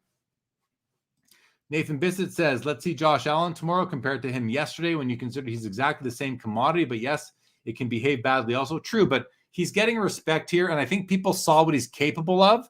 The only thing he did wrong today was call tails. And I'm not over that yet. He called freaking tails. Who calls tails? It's enough of that. Enough of that. Facebook user says, thoughts on Crosby when he gets to 500 goals? I mean, he's 4 away. I think it's going to bring some attention. 500 goals is big, but he'll be, I think, the 45th player to do it. So it's still it's a small class of players who've got to 500 goals, but you kind of know it's coming. He's done so many great things. Thoughts on values? I don't know. I'm going to watch and see. That's all I can do. Chad Shipper, do you regularly collect graded wax packs? For myself, Chad, I've collected all my wax packs. I think I bought one recently. It was the cheapest of all the ones I needed. It was the 89 O-Pee-Chee hockey. I just never got it because I figured it's 89 O-Pee-Chee hockey. But every other graded wax pack I have, I believe I bought like before 2010. I bought them all way back. So I don't usually collect them, but I would add the odd one now. But I'm very picky. Outside of a full run of O-Pee-Chee hockey from 1970 to 89, including WHA and all the series when there were series 1s, 2s, and sometimes 3s in the early 70s, the only other packs I have is a pack of 86 Fleer basketball, 80 Topps basketball, and 75 Topps baseball because I love the design and the Brett and the Out rookies. It was the weekly. Okay, good to hear, but I hope you were able to find it. Let us know if you found it that way. Sean Gardner, welcome, says the cracked ice Herbert is a pop 2. Yeah, that's rare. Look at my guy, Lou Gehrig. I love this card. I really want one of these cards. But again, I want like a 3. There's Josh Allen. What a beautiful card. 1 of 1. BGS 8.5. $200,000. Yep, Kevin says mess with the filters. Brady at 160K. Which Brady is at 160K? Let's go down here. Let's clear the filter and let's just look at everything now. Oh, well, this one's at 900. I think are we by price? Search by, I can't tell how we are searching right now. Highest first. Okay. We're searching by highest first. There's the Mantle at 280, the PSA 7. Look at the Josh Allen gold vinyl at $220,000. It's a population 2. The card's not even a 101. It's out of 5, and it's at 220. Wow. Wow, wow, wow. Big money. Big money. This is a beautiful Willie Mays. PSA 8. That's a great card. Not a rookie, but a great card nonetheless. This must be the Brady we're talking about, Daniel. The Bowman Chrome Refractor. It's not even a PSA 10. It's a PSA 9. Absolutely stellar prices these cards are getting. This is a nice KD rookie, in my opinion. Let's go to the top, see the bids coming in. Luka, Mosaic Autograph Gold, $17,000. See, this card would be so much nicer without an autograph, wouldn't it be? Like the autograph, I don't know, just kind of, it's like a mark on the card that, look at this autograph here. You can barely even see it. It is what it is. Sometimes they just put too many autographs on cards overall. 18th year Brady going for 160K. Yeah, that's a great question. Nathan says, we in the Southern Hemisphere, we don't call heads down here. Well, okay. Maybe it's different in the Southern Hemisphere, but that game was in the Northern Hemisphere. You always call heads. You'd never call tails. It's science, guys. It's science. Any good junk wax era hockey cards? Well, there's several good players, like Hall of Famers with rookie cards. But the short answer is no. I mean, there's a couple. The Stanley Cup Pro Set hologram, I think, is one of the best cards ever made. But now I've got like 4 of them. I hoard the thing. That's how much I believe in it. But, outside of that, there's not a lot there. I mean, there are some there's collectible cards. But to me, the junk wax era really ends at about that 94 level, and then you have some great cards again. Flea Market lost the last auction. Not heartbroken. Shipping was $10. Probably a big mistake. Brady out of 1250. Isn't that his SP Authentics out of 1250? That Luka is sick. I like the auto. So you like the auto. It adds a hint of blue. See, we all have different tastes. Nothing wrong with that at all. Block the bot. Sticker, though. The white takes away from the overall look. Well, that's what I'm talking about. The white takes away from the this whole square. Yeah, I'm not a fan. Not a fan of the looks, but it doesn't mean it's not an important card. Cards can be important, but not that aesthetically pleasing. Take the championship ticket, for example. Good example right there. I do regret never buying a nice Steph Curry card. I don't regret not buying one in like November, December. I think you'll be able to find some opportunities in the future. It's, the hype is, when the hype is hot, it might not be the time to buy. But sometimes it's a mistake not to, because some cards just keep on going up in value. And so the time to buy is always now. Doesn't matter when now is. Sometimes the time to buy is just now. Let's do a quick filter. Let's see what's at the bottom end of this auction right now. Let's do the lowest first and see what we got there. Rich says autographs on foil cards are hard to do right. Agreed. T-Dot says long-term collectors don't get the Luka values. Yeah, I think that makes some sense. I mean, as far as Luka goes, he may be the future, he may be the next LeBron, the next best player in the league. I'm not sure. No one probably is certain, but I'm glad my exposure on him. Well, I won't say it's not that I'm glad. It's because it's by design that my exposure on Luka is low. I have one Luka card. It's his base Prism PSA 10 that I bought for $40 at the National in 2019. So I don't really care what that card is worth. I'm into it for $40. But and I thought, oh sure, I should have sold it when it was at $2,000, but I didn't. Am I mad? No, I just didn't. It's fine. But yeah, it's a lot of money riding on these young players when they're not Tom Brady yet. They're not LeBron James yet. There's time. There's still time they have to still prove it. Some of them may get there. And then those of us who didn't buy are going to wish we did. But hey, that's the nature of the game. So at the bottom end here, we've got a Tatum card. He had a game today, did he not? Did he not have a game today? Well, okay, right here. WNBA says, Josh always calls tails. Tails never fails. He said it before.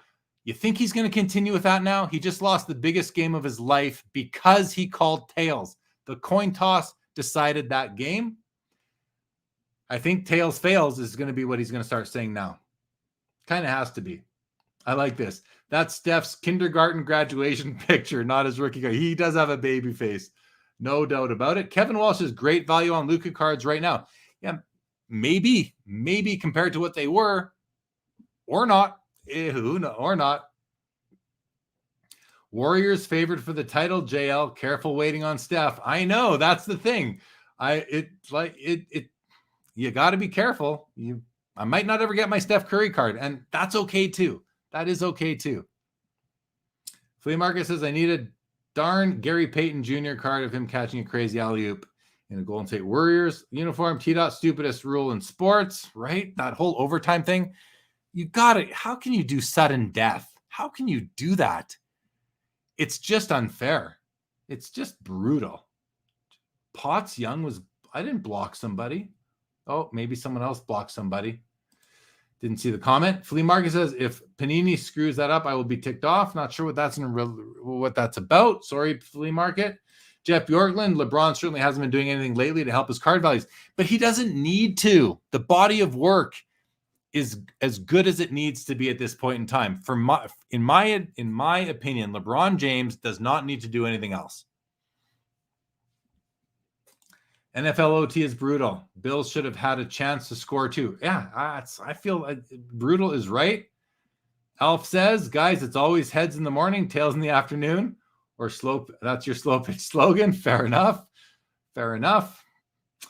All Valley says Luka prices are so good because his cards are high pop, I think. Well, but yeah, so the high pop cards, sure, they're cheaper than cheaper than they've been in a couple of years. But what about the NTRPAs that are going for hundreds of thousands? That's where people have exposure. If they paid that much, I know Chris from Card Ladder, he has one of those cards. Him and Christina have one of those cards. But I remember the story. They're into it for a lot less than what it's worth now. So they're okay to hold it. But if they bought into it for $200K, might be a different feeling. Model Car Guy says, I'd rather have a PSA 10 Kobe Bryant over any of these new players' rookie cards. Here. Same here. Ray's Benson says, where's my Roy Brodeur patch card? I don't know, man. Find one on eBay and buy it. Jay Tillman says, where do you think the floor will be with PSAs? I think it'll be lower, Jay. I do think it'll be lower. I'm calling 30. WNBA says UD French might have a lower run. It doesn't really, though. Nothing, not significant enough to make it matter. WNBA, they went back to the printing presses on those. Flea Market, I was about the Gary Payton. He doesn't have many cards, and his dunks are sort of legendary. Yes, but it's not enough, right? It's just not enough for him. Junk Wax, appreciate you returning for take 2 with the Bucks and Packers eliminated from playoffs. Any insight on how a Brady or Rodgers retirement announcement would affect their card prices? I mean, that's a great question, Junk Wax Packs, because all of a sudden you can't get excited for them to come back next year and win a Super Bowl or continue to show their greatness. So what does that do? What does retirement do to a legend? What does retirement do to a legend's cards? We're going to find out, right? We're going to find out with Brady. We're going to find out with Rodgers. We're going to find out with LeBron soon enough. We're going to find out. I don't know. I'd rather not speculate. I'm happy to read speculation from the chat, but I don't know. Rays Benson says, I bought one from you on Whatnot and never got it. Rays, I've told you 100 times, man. I've told you 100 times as you've been messaging me on Instagram.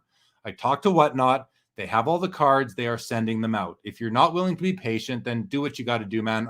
I'm just done talking to you about it. Busby says, why is that LeBron so cheap? Which LeBron? Oh, this one here. Aesthetics, maybe? Green over red. But I mean, we're talking about an on-card auto. It's out of 5. It's a BGS 8. I mean, I don't know.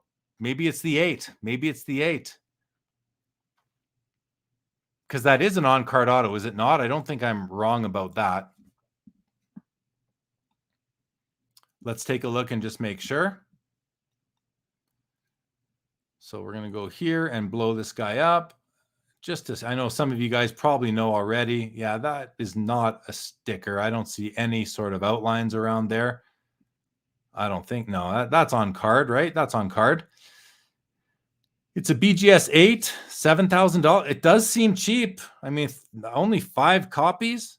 Why is that so low? That's a great question. Well, Rays Benson, I apologize then. I sincerely apologize if this is only the second time. I thought you were someone who has been messaging me on Instagram repeatedly where I've explained the situation. So I sincerely apologize to you if you're not that person. So with that said, it's on its way. And all I can do is ask for your patience. T-Dot says it's an ugly card and color combo on the LeBron. Oh, one more thing on the Whatnot sale that I did is that I have talked to them and I did say to them, listen, I want to do another one, but we need sort of better controls in place and processes so that the US buyers can get them somehow sooner. Or I just have to lay out that expectation, which I thought I was doing during the episode, but we'll see. So Rays, my apologies. I thought you were somebody else. Hi, Kevin Furt, welcome to the show. Chris Wong says that thing is hideous, so that could be a reason. Sean Gardner, no way Brady is retiring it. Even so, he is the GOAT and his cards won't go down. Rodgers is a different story. Yeah, fair comments all around there, I'd say. Fair comments all around there. The color clash is pretty rough. Raj wants to know, did I buy any Tim Hortons? I did not. And I even went through the Hortons drive-thru today after my kids' swimming lessons. Got my wife and I a coffee, and I did not buy any Tim Hortons cards. The reason why is because once I buy them, I don't want them. There's nothing in there that I'm looking for, so I don't buy them. But I tell you, I was at the local show last weekend, and they were flying off the tables, people were telling me. So they're very highly collected. Kevin says that they suck, but they don't really suck. I mean, they're great entry level. See that? I'm going to encourage you, Kevin, to change your thoughts on that, because this is how, you know, we're getting more young people into the hobby, is through these kind of Tim Hortons cards, McDonald's cards, that kind of thing. So I don't want to say that they suck, because that's going to maybe discourage some people who want them. And they don't suck. There's some really nice cards in there, actually. LGC, does Brady have a precious metal gems? Does he have one from 2012 retro? Did they even do a 12 retro in football? I think they did. I don't know. I don't know the answer to that. Kevin Walsh says, I would speculate. Look at that Larry Bird. Sorry, guys. Look at that Larry Bird card. That is a beauty. What a beauty. Just the autograph is perfect. The nice, simple 2-color patch. Again, I wish his head was a bit bigger and they utilized the top of the card a bit more, but what a great looking card. There's Serena getting another bid. The Ichiro. There we go. Ichiro with a bid. Kevin Walsh, I speculate that retired GOATs card values will go up or down depending on what they do with their personal brands. Manning for president. Yeah, it does matter. It does matter what they do after retirement. To a degree, it matters. To a degree. There we go. Ichiro getting more bids. TM says $1 a pack, great exposure for the hobby. I agree. As far as Tim Hortons cards goes. Boston Authentic says that LeBron card is the Christmas special card you buy the day after Christmas for 50% off. Well said. Model Card Guy, I bought 10 packs of Tim Hortons card and scored the Timbits Crosby card. Easy $100. Congrats. Is Leaf Multisport this year in the PMG? I don't understand the question. Sorry, Justin Inventory. I don't understand the question. Rich Frank loves the Tim Hortons, and you live in California. Very good. Oh, Leaf Metal. Leaf Metal. I'm not sure. I don't know if there's PMGs in Leaf Metal. I don't think so. WNBA says Rodgers is awesome, but hasn't won enough big games to drive his prices to Brady's levels and likely won't even if he wins another Super Bowl or two. I find it hard to believe he's going to win any more Super Bowls at this point. I just don't think it's happening. Rich Frank says, PW Probstein, what's up, guys? I don't understand it. Flea Market, both Fleer Retro. Okay, 2012 and 13 are really nice. Yeah, but did they do football? I think they did. I just can't remember right now. What do you think about the Kyler Murray gold for $16K? I mean, good luck to the owner is all I think is good luck to the owner. I mean, $16K in the hobby, it's just not a lot of money anymore, relatively speaking. It is a lot of money. Obviously, $16K is a lot of money, but it's like several cards go for that you got to think, what's going to happen in the future? It'll go one way or the other. It'll just go one way or the other. Obviously, my thoughts on F1 cards. I like them. I like F1. So I like the cards. I own 2 total, and I'm not looking to buy anymore, but I love the sport. I love watching it. Ryan Breska, welcome, says, big PWCC customer and have a ton in their vault. I like the company despite all the obvious things. Okay, well, thanks for popping in. Kevin says, Brady is old. He will retire. Okay, T-Dot says there's a 2000 Special Leaf Metal Brady, but not a PMG, right? PMG is a Fleer or Upper Deck product at this point. Just Inventory, I thought your guest was speaking about PMGs this year for Leaf Metal Multisport. Maybe that PMG Brady. Again, when you put Leaf and PMG together, I just don't think that's why it doesn't make sense to me, Justin, because there's no such thing as a Leaf PMG card. Maybe a Toronto Maple Leafs or a Ryan Leaf, but not a Brian Gray Leaf. That's right, Ryan. None of the cards end until they all end, and that'll be once there are no bids on any cards for 1 minute. So we are in the 1 minute window right now. And so if you watch this clock right here, Ryan, once that gets down to 0, the auction is over on all the cards in the auction. Anthony says it only takes 2 interested buyers to blow a card up. Might be what's happening to the Ichiro. Congrats either way. That's all it takes.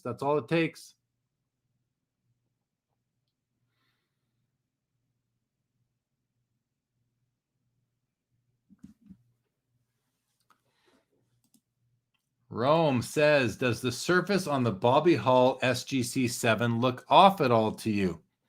Let's take a look. Let's take a look. I don't think we have the Bobby Hull open. Let's take a look at the Bobby Hull.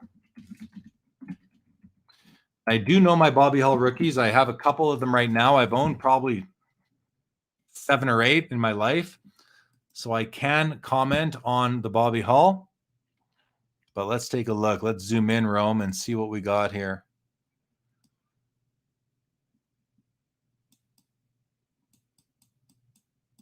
So right in here, that's typical surface wear.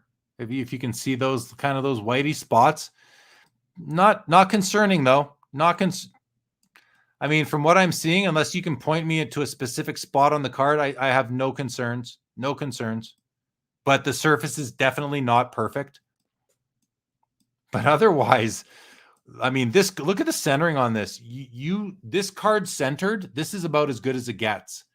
And which is why you could see this continue to go up, because this card with this centering is, probably 1% of the print run had centering this good from what I've seen.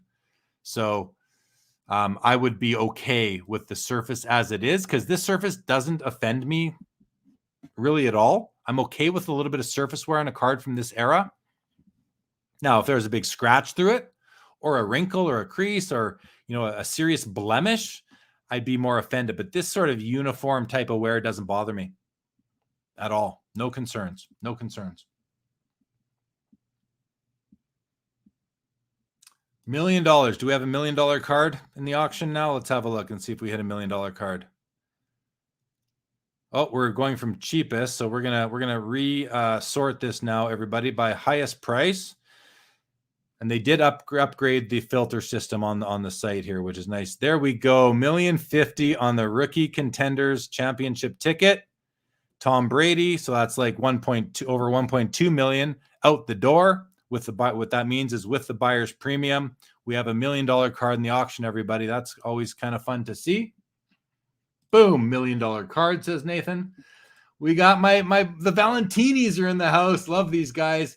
Thank you. Good to see you too. There is some soccer. Piero, Mickey, and Marco. Good to see you guys. Met these guys at the Expo in Toronto. David French, I predict the Luka Gold Auto will go 50K plus and keep the bidding open all night. Could happen. Ryan says you wanted the Embiid. Tapped out at 30K. Always more cards, Ryan. There's always more cards to be bought. There's a Fleer Metal Tom Brady rookie card. Yes, there is. There is a Fleer Metal Tom Brady rookie, and it's a nice card. It's a horizontal. There's actually one for sale locally here at my card shop at Eastridge. It's a PSA 7. I've hemmed and hawed about it, actually. He's asking 1,000 Canadian for it. For PSA, I think it's PSA 7. So there you go. You all know that now. If anyone wants to call up Eastridge Hobbies in Calgary and buy that before I do, go ahead. I have been hemming and hawing over it for a couple months, so I'm probably on the hawing side and probably not going to buy it, but it's a nice card. I looked at it. It seemed nice for a 7. How much do you think a Stamkos Cup RPA is going for? Asks Robert Carr. I'm not sure. I'd have to look, Robert. But if, it depends on the patch, of course.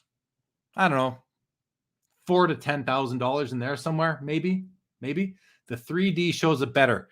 Yeah, I'll take a look later, Rome. When I use the 3D, it slows down my stream, so I'm just not going to do that right now. But I hear you. I'll take a peek. The hull is a beautiful hull. But Rome, where on the card? Just so I know when I look later, where on the card should I be looking? And we can chat on Facebook Messenger later if you want to talk more about it, if you care. I mean, you might be looking to bid, so you might want to talk about it sooner than later. Raj says, how much interest do you have in collecting, investing in future potential Canadian tennis stars? Close to zero for me, Raj. Close to zero interest. And partially because it's the Canadian tennis stars, which unfortunately they're just not going to get the same love as the Americans. So, but that said, you asked about collecting, sure. If they're going to have lasting power, but for me, I'm going to wait. I'm not going to buy at the beginning of the career.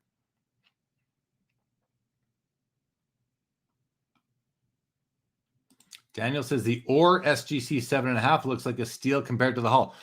Well, keep in mind that the Hull is a much tougher card to find in good shape, Daniel. So the hulls can sell at premiums, relatively speaking, to the ores. You know, it's kind of, it seems a little bit backwards, but Bobby Hull cards, a PSA 8 Bobby Hull will probably outsell a PSA 8 Bobby Orr. I think it actually will. I think. Flea market, how about Steve Yzerman? Wasn't he the best player after Gretzky in the 90s for a time at least? I mean, I love Steve Yzerman. I love him. And I bought a couple of his cards at the Expo. He's a gentleman. He's still involved. I think he's the GM of the Red Wings right now after being the GM in Tampa for a long time. I love Steve Yzerman. So there you go. I buy some of his cards still. Yeah, he's a great player. He's an all-time great. Mickey, what's going on, Mickey? Good to see you again, pal. Daniel says there's a PSA 7. I think we're talking about the Fleer metal Brady rookie for $950 USD. I don't know what 1,000 Canadians, like just under 800 USD. Just under 800. Irving in the house. What is up, Irving Manera? Good to see you, my friend. Always good to see you. Irving, are you going to be at the Mint Collective? Are you going to be at the Mint Collective at the end of March in Las Vegas? Just curious, like, if I'm going to get to see you there. Guys, the Serena just hit 77.5. Last time I remember seeing it was at like 52.5, I think. So that card is going up and up as the time goes by. We are still in the thick of things here. It seems like the bids are still coming. The Crosby Gold is at 31,000. This Luka championship tags, flawless, non-auto. Is this a 1-of-1? It's a 1 of 2. Is it $22,000? 22.5. It just got another bid as we're sitting here looking at it. Mickey says, thoughts on Eminence? Nice cards, but I don't know much about them, Mickey. So really can't comment other than I think they have a nice eye appeal overall, generally speaking. Manuel says, I love the patch on the 2017 National Treasures Hollow Gold out of 10, more than the black out of 5. Both BGS 9, 80K difference. Yeah, we were looking at those earlier, and I think I'm with you on that. I think I'm with you. You are not. Irving will not be coming, trying to get things done there. Well, good for you, buddy. Good for you. I'll have to try and come by at some point in time, for sure, for sure. Yzerman is a class act, no doubt. Here we go. Anthony George says that Peter Stastny was the second best to me when Gretzky was playing, and he was great. Super underappreciated, all caps. And, you know, you should make those caps even bigger because Peter Stastny has, like, fallen off the face of the earth as far as collectors' attention goes. And not, you know, I'll add to what you're saying here, Anthony, that Peter Stastny was the highest scoring offensive. He had more points in the 1980s than any other player except Wayne Gretzky. So let me rephrase. Peter Stastny was the second highest scoring player during the decade of the 80s, second to only Wayne Gretzky. The whole 80s, which was a ton of offense in the 80s. Now, he did play the whole decade, so he had a couple more years than Mario Lemieux and Steve Yzerman and some of the others. But, I mean, Peter Stastny is super underappreciated. I agree. Sean Gardner says PWCC has the best auction format ever. The presentation and marketing is second to none, as well as their website. First time sitting in on this chat. Hats off. You know how to do it right. Thanks, Sean Gardner. Really appreciate that. And I'll second what you're saying, that this platform makes covering the auction so much fun. This top thing is genius to do the top thing, to see where the bids are at, what cards are getting bids, and the filter. I don't know if you were aware, Sean, but the filter got a lot better this month.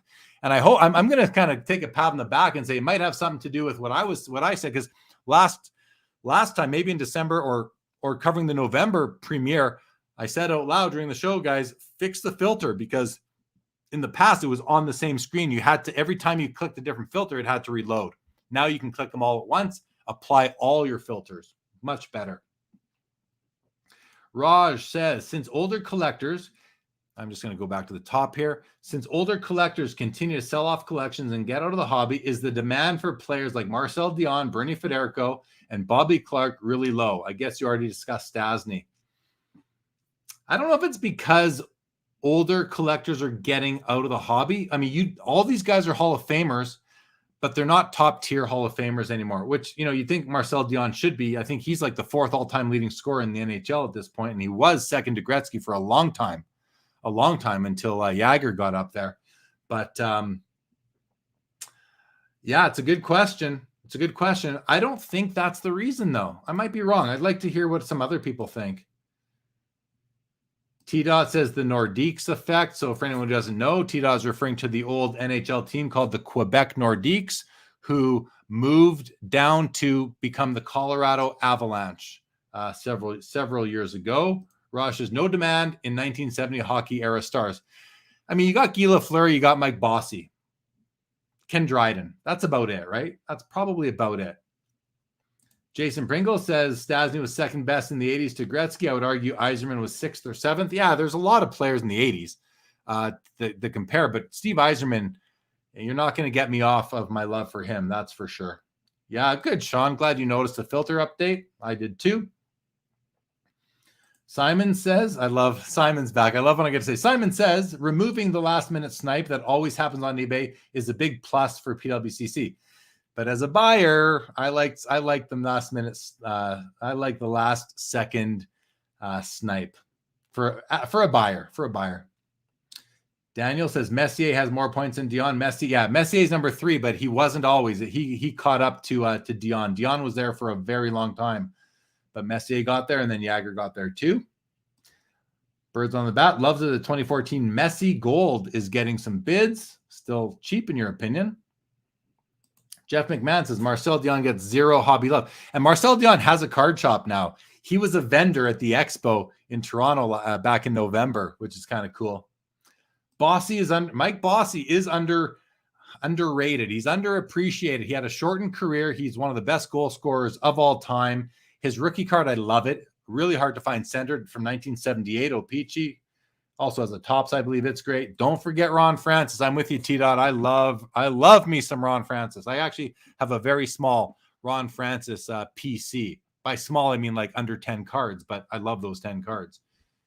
Number 5 all-time in points. Good call out on Ron Francis. But again, a guy who played in a small market. He played in Hartford. Then he played in Carolina. He did play for Pittsburgh and won a couple cups there, but, he was overshadowed by Mario Lemieux and Jaromir Jagr.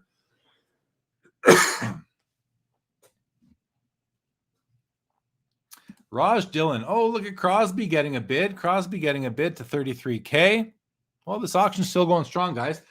Raj Dillon calls out Cale Makar, who is like a second or third year defenseman with the Colorado Avalanche. Says he's real flashy, exciting to watch. I'm very tempted to get a Makar rookie auto. How good would Quinn and Jack Hughes be if they were developing under better teams like Makar? That's a great question, because I'm a fan of the Hughes brothers. I'm a fan of Makar for sure. So tough to say, though.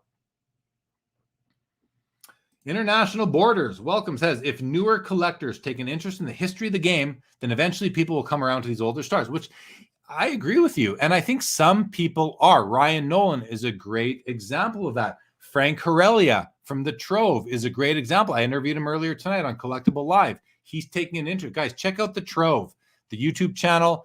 Check out his Instagram. The guy's doing a great job, and he's young, like in his early 20s. I think he's going to help spread that, help cultivate what you're talking about, International Borders. Ryan Nolan, breakout cards. You guys all know about him already. These guys are doing a good job in their early 20s of being advocates for the history of the hobby, the history of the sport, and these older cards. So how is the 4th all-time scorer of all time now? Yep, it goes Gretzky, Jagr, Messier, Howe. Oh, Gretzky, Jagr, Messier. So where's Dionne then? Dionne is above Howe, I believe, for overall points. Is he not? Maybe I'm confusing. I'm thinking he was 3rd for the longest time. Here's a good call by Billy J. Luc Robitaille. I mean, isn't he one of the best? I think he's the highest scoring left winger of all time, except for Alex Ovechkin. Luc Robitaille doesn't get the love that I believe he also deserves. KD RPA exquisite, getting a bid up to 150. Very nice card. Not graded, by the way. The auto is all graded at 10, but the card just has the authentic grade or designation. Jason Pringle says, don't get me wrong, I'd take Yzerman over anyone else. Still my number 1 PC player. You don't need any vouchers with me, Jason. You know you don't need any vouchers with me. Daniel Busby, was that a LeBron gold black at 18.5 or 185? 18.5. Missed it. Blue Prism Zion at 13,000. Serena's up to 75K now. Jaw getting bids, right? Jaw and Trey, these guys are doing well. Jim says, is Ovi top 5 all time? Career-wise, overall accomplishments, I mean, you might have to give him that. And I know he doesn't have 11 Stanley Cups like Henri Richard, and I know that he doesn't have, the regular, he has 1 cup. I don't know if he has any Hart trophies, any Art Ross trophies, Maurice Richard trophies he has. So Hart's for most valuable player, Art Ross is for most points, Maurice Richard trophies for most goals in a season. He definitely has, he's got a multiples of that by now, I think. Is he top 5 all time? I don't know. It's funny because I put McDavid in the top 5 skill players of all time, and that's an easier decision. Ovi all-time skill player? I don't think so. I'm happy to put him in the top 10 players of all time. I mean, I do have a list. Actually, at the Expo, me and some buddies came up with our list of the top players of all time in hockey. And if I could find that list, I'll share it with y'all, because if you're interested, here we go. Top hockey players all time. Here's my top 10 hockey players of all time. Gordie, and this is not in order. Gordie Howe, Maurice Richard, Bobby Orr, Wayne Gretzky, Mario Lemieux, Patrick Waugh, Jaromir Jagr, Sidney Crosby, Alex Ovechkin, and Connor McDavid. Those are my top 10. Then I have a list of like 20 more. And this is just from a bunch of guys sitting at the bar at the hotel one night talking. After that, I got Yzerman, Hall, Bobby Hull, or actually, I think it's Brett Hull. I forget which Hull. Both Hulls. The list goes on. Mark Messier, Mike Bossy, Guy Lafleur, Nicholas Lidstrom, Solani, Forsberg, Brodeur, Hasek, Sakic, Medano, Bork, Beliveau, Esposito, Iginla, Joe Thornton, Patrick Kane, Steve Stamkos, John Tavares, Nathan McKinnon, and Austin Matthews. Now, that is kind of a combination of player, not career, but just like skill set, taking everything into consideration, including a little bit of hobby love. Maradona crack card. Oh, the Croaks card or something like that, right? Dion is 6, Francis ahead of 5. So Dion fell back after a while. I was tracking this very closely in the late 80s and throughout the 90s. Makar is incredible. Adam Fox for the Rangers. He won the Norris Trophy last year for best defenseman in the league. Daniel says, I know a lot of guys that started with modern cards and they all started going back in time and love collecting vintage. I'm noticing that too, Daniel. A lot of people who are new in the hobby are looking back. They start out now and they start to look back. So I agree. Simon says my hockey top 10 is 100. Thank you. I mean, listen, it's not definitive. It's just my thoughts. And again, it's a bit of hobby love, and it's not based on career body of work. It's based on, otherwise McDavid wouldn't be in there at all. International Border says Ovi is top 15. Oh, Rich Fang saw Jesse Owens he wants to buy. Raj, agree. Pretty good top 10. I disagree about the order. Well, the order wasn't the order. That's the thing. That was not in any particular order. Otherwise, I'd have Gretzky at the top. So we could talk about the order and come up with one. But for me, that was not the order. That was just the order they were written down. And that actually might be order of rookie card appearance, the way I listed it. Jason said it's a good top 10. So many to choose from that dominate on the ice. No Eddie Shore. No, Eddie Shore is not going to get there. It's hard for me to put Eddie Shore or George Vezina or Howie Morenz into that list, because it's a different era. I'm willing to go back to Gordie Howe and Maurice Richard. Feel like I'm more familiar with them. Rich says we have a similar list when it comes to hockey. That's good. Busby says, is Patrick Waugh the best goalie of all time? I'm just going to say yes. Listen, it's debatable. I would probably put, I think Dominic Hasek is up there. Dominic Hasek to me might be the best goalie of all time, but Patrick Waugh is hard to argue with, especially when you add hobby love into the mix, but which doesn't matter when it comes to what you've done in your career. I get that, but that's how my brain works. I consider the hobby when I consider these things because it's all interrelated for me. So Junkyard says my top 10 is spot on. I appreciate that. Lots of bots in the chat tonight. Welcome, bots. Jay Tillman says Jordan 86 Fleer PSA 10 is at 240. Isn't that really low? Well, that's really what is that? It's really 288, right? It's really 288,000. I think it is a little bit low relative to what we've seen. They were hitting that like 330 level in the past few auctions. Let's take a look and just sort of see why. Is it off-centered? Is it old label? These things come into play. It's not old label. I mean, the centering looks a little bit to the right. It seems a little bit to the right to me. Top to bottom looks great. I mean, this is a nice card, but it's definitely, in that 45, 55 centering range, which is within tolerance for PSAs, for the 10 grade. So I don't know. I think it's a nice 10. It's just slightly off-centered, but we'll see. Maybe we'll get more bids. The auction is not quite over, but maybe it won't. We will see. 36 seconds and this thing might be over. Flea Market, where is Ray Bork on the all-time scoring list? Someone would have to check, but he's not going to be, he's going to be high. He's a defenseman, so he was a very offensive defenseman. I'm not sure where he falls. I'm guessing top 40. What are your thoughts on the Oilers' struggles as of late, asks Jeff. My thoughts is that, listen, I've said earlier this season that I think the Oilers could win the Stanley Cup this year. It's looking like I'm out to lunch on that comment now. However, it's still possible. Remember, the St. Louis Blues were like last in the league in January a few years ago. They came back and won the Stanley Cup. I'm not saying that's going to happen again, but the problem is that the weaknesses on their team there's a light being shined on those weaknesses, being defense and goaltending.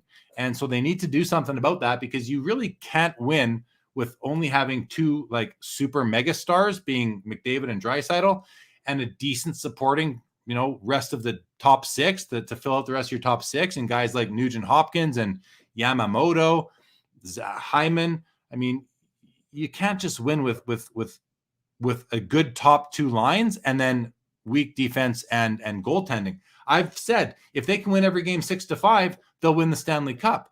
But when your best players are slumping, then it just all goes into the doghouse. So WNBA says Hasek was the most exciting to watch for sure. No doubt. He was the most exciting goaltender to watch because he flip-flopped everywhere. He was so much fun to watch.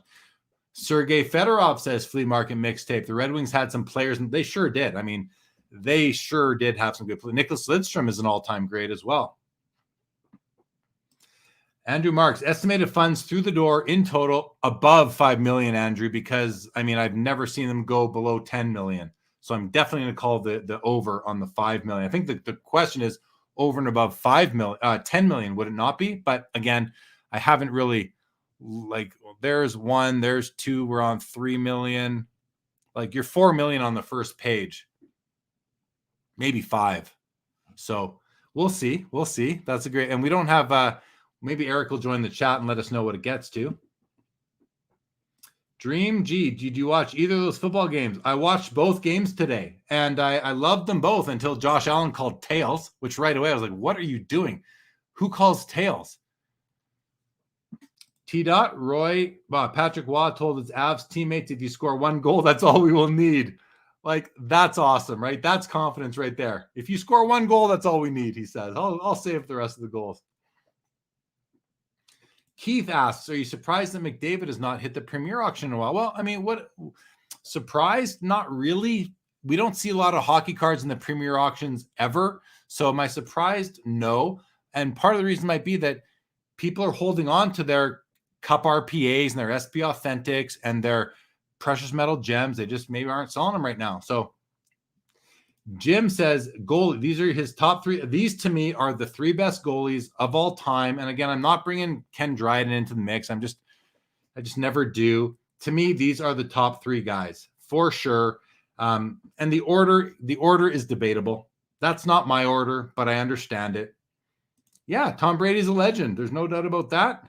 Oilers are one-dimensional. Bork is the overall highest scoring defenseman of all time. Doesn't surprise me. Used to win the accuracy contest in the All-Star weekend for sure. St. Louis had a premier defense. They did. They certainly did.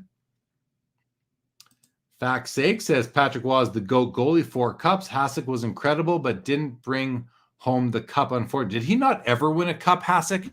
Did he never win a Stanley Cup, or did he win one? Yeah, Simon, the Oilers struggles have been the same struggles for 5 years. They just have a horrible front office. They make horrible. They gave Taylor Hall away for nothing, which was terrible. He's now a premier scorer for the Boston Bruins. They're just run like garbage. They're run like garbage.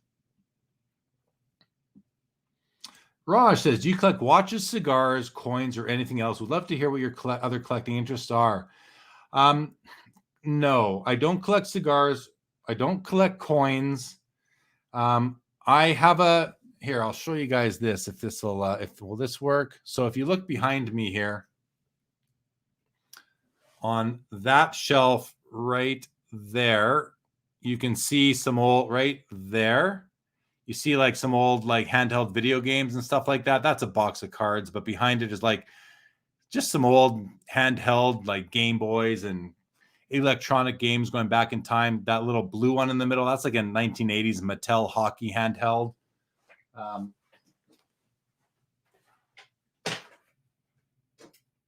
Just move these stacks of cards out of the way. But there, you can also see like I've got the first PSP. I have this right here. That's the first Sony Walkman. I also have the Watchman. The TV Watchman is back there somewhere. Can't really see it, but that right beside the old Merlin, this guy right there, that's the first Sony Watchman, the TV. So I like that stuff. Kind of reminds me of my my youth and all that. I like the electronics sort of thing.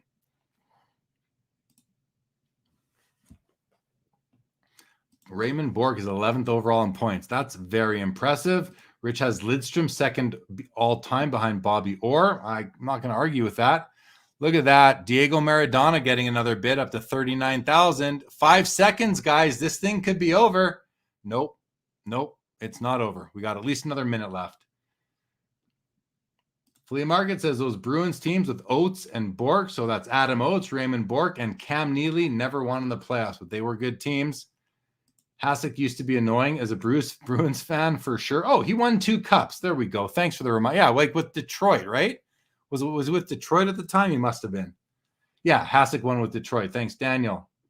Yes, Chris, lots of hockey talk on here. I am Canadian. I am in Canada, but I cover all sports. I collect all sports. I'm a fan of all the big 4 sports. I don't watch hockey. I don't watch soccer, but I watch football, basketball, a little bit of baseball. I have the least amount of interest in baseball, but I watched baseball up until the Blue Jays won their World Series in the early 90s. And I do cover hockey for sure. Hasek won it with the Wings, but Osgood was the starter. Yeah, don't forget the Yakupov pick. So what this is about is the Edmonton Oilers. They had like 5 years in a row. They had the first overall pick, and they still couldn't turn it into wins. And they picked this Russian player named Nail Yakupov, who basically played in the league for like 2 years and then went back to Russia, I believe. Rich Frank collects coins, comics, and books. Hasek was the 0-2 starter in the playoffs. Serena's up to 77.5. The Playmakers Theater Jordan without the serial number hits 14K. And the Crosby Cup RPA Gold Parallel hits 35,000. KD up to 155. Mahomes 330. 330 on the RPA out of 10. And people are still buying Zions. There are still believers out there. Flea Market collects action figures. Brady gets a bid. The Contenders, the championship ticket keeps on going. Ichiro, I think, was that David Owens? Ichiro is up to 17.5. There's a 101 Luka at 145K. Action figures are pretty liquid, says Flea Market. I see guys on Whatnot selling action figures pretty regularly. Dominator won 2 cups with the Red Wings. You're in search of an entombed Atari 2600. See, I have a 2600 still. I love that. Was my first gaming console as a kid, was the Atari 2600. I absolutely loved it. Remember, it came with Combat. Loved it. Played it nonstop. Circus Atari, Pitfall, Skydiver. My gosh. Pac-Man. I remember when the Pac-Man came out. Even when E.T. came out, Serena hits 80K. And then I went to I never had a ColecoVision. My friends did. And in television, I played those. But then I got the the NES, the day it came out, I got the NES and I mastered Super Mario Brothers the weekend I got my wisdom teeth out because I was home from school. Raj, you bet. Love the handheld Game Boys. How close are you to speculating on sealed box Game Boys or other video games? I mean, I've looked at them. I actually put some bids on in a recent auction on some sealed games. I didn't win any, and I have when Nintendo put out the mini NES, I bought one and just kept it in the box. I'm tempted to play it, but I have the regular Nintendo that I can still play the NES. Look at the Brady's coming in, guys. 370 on the out of 10, 430 on the out of 5. The only difference really that I can tell is the color of the patch window. Gold on the out of 10 here and black on the out of 5. Is that the only difference? Well, all the foil is a bit different. The autos both look nice. To me, the patches, I'm indifferent. Both patches are fine for me. I guess this one with the stars might be a little bit more desirable, but they're both decent. To be honest, I don't love either patch. I just don't love either one, but they're both fine. Both BGS 9s, 440. Wow. Well, hey, he did win a big game today. Simon says he's originally from Edmonton. Agree, they are misrun for decades. If the old boys club running the team poorly, they're the common denominator. I agree, but I'm also biased against the Oilers, Simon. So that's going to come out once in a while. But that's just, because they're my biggest rival for my team. Daniel says the Mario Lemieux PSA 10 is a steal. Is it still at 40K? Daniel, is it still at 40K? Of course I remember Alexei Kovalev. He was a stud. Kovalev was he's one of the most skilled players ever to lace him up. So definitely remember Alexei Kovalev. But the thing is that he's a nothing in the hobby. But there's also very few cards of his made recently. So if Upper Deck were to ever get one of his jerseys or to get an autograph deal with him, you'd find him getting some love, I would say. I would think he would, because he was a great player. Daniel, a lime green Jordan. Why is it lime green? Great question. Rich Frank, I dig the deep coding on them old games. Pitfall was the best all time. I loved it too. When Pitfall came out, I could not get enough of it. Could not get enough. The Mario Lemieux is still at 40K. Flea market, I was looking at some Alexei rookies, but there's no real Alexei rookies to buy. There's nothing good, right? But that's fine. If you want to, that's the thing with the early night. If you want a rookie card, and I'll talk hockey, but if you want a Eric Lindros, a Martin Brodeur, Peter Forsberg, Teemu Solani, Mike Modano, Brian Leach, Marty Brodeur, any of those guys, their rookie cards, Jaromir Jagr even, their rookie cards are just not valuable. Does not mean they're not collectible. They're still Hall of Fame rookies. I have them all. So, they're still collectible, but they become less interesting because there's just so many of them out there, and they're junk wax era cards, but they're still some of them pretty darn cool. Bless and Breaks feels Mark Messier is underrated in the hobby. I got to agree with that. Sean Garter, how can anyone over 40 not pull for Brady? The fact the guy's close to his mid-40s and still one of the best players is insane. I agree, but look at Alex Ovechkin. He's doing similar things in hockey now. I think he's only 30. What is Ovechkin, 36 or 38, 36, I think. So he's not in his early 40s yet, but he's doing amazing things for his age as well. Yeah, there's not much is going to come up in that search for Alexei Kovalev. Decathlon, I played the decathlon game too, and I was so good at the sprint T-Docs, I could get that shake. I would flex my muscle so hard that my arm would shake, and I could kill that thing. I beat everybody at that. George says, Jorge, I'm not sure, says Pitfall, Kaboom. I loved Kaboom with the roller control. Hours, me too, buddy. Hours and hours playing all three of those games. Anthony says, you've got the live market wrapped at the moment. Thanks for your time. Oh, you're welcome. Live market wrapped. We got a good viewership, guys. Thanks everybody for joining. Appreciate it.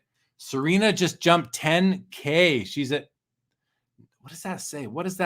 We're clicking on it and seeing 97.5. right? People were making comments at 50,000 that it was a very expensive card, but it doesn't surprise me. What's the population on this? Does it say in the description? I'm skimming.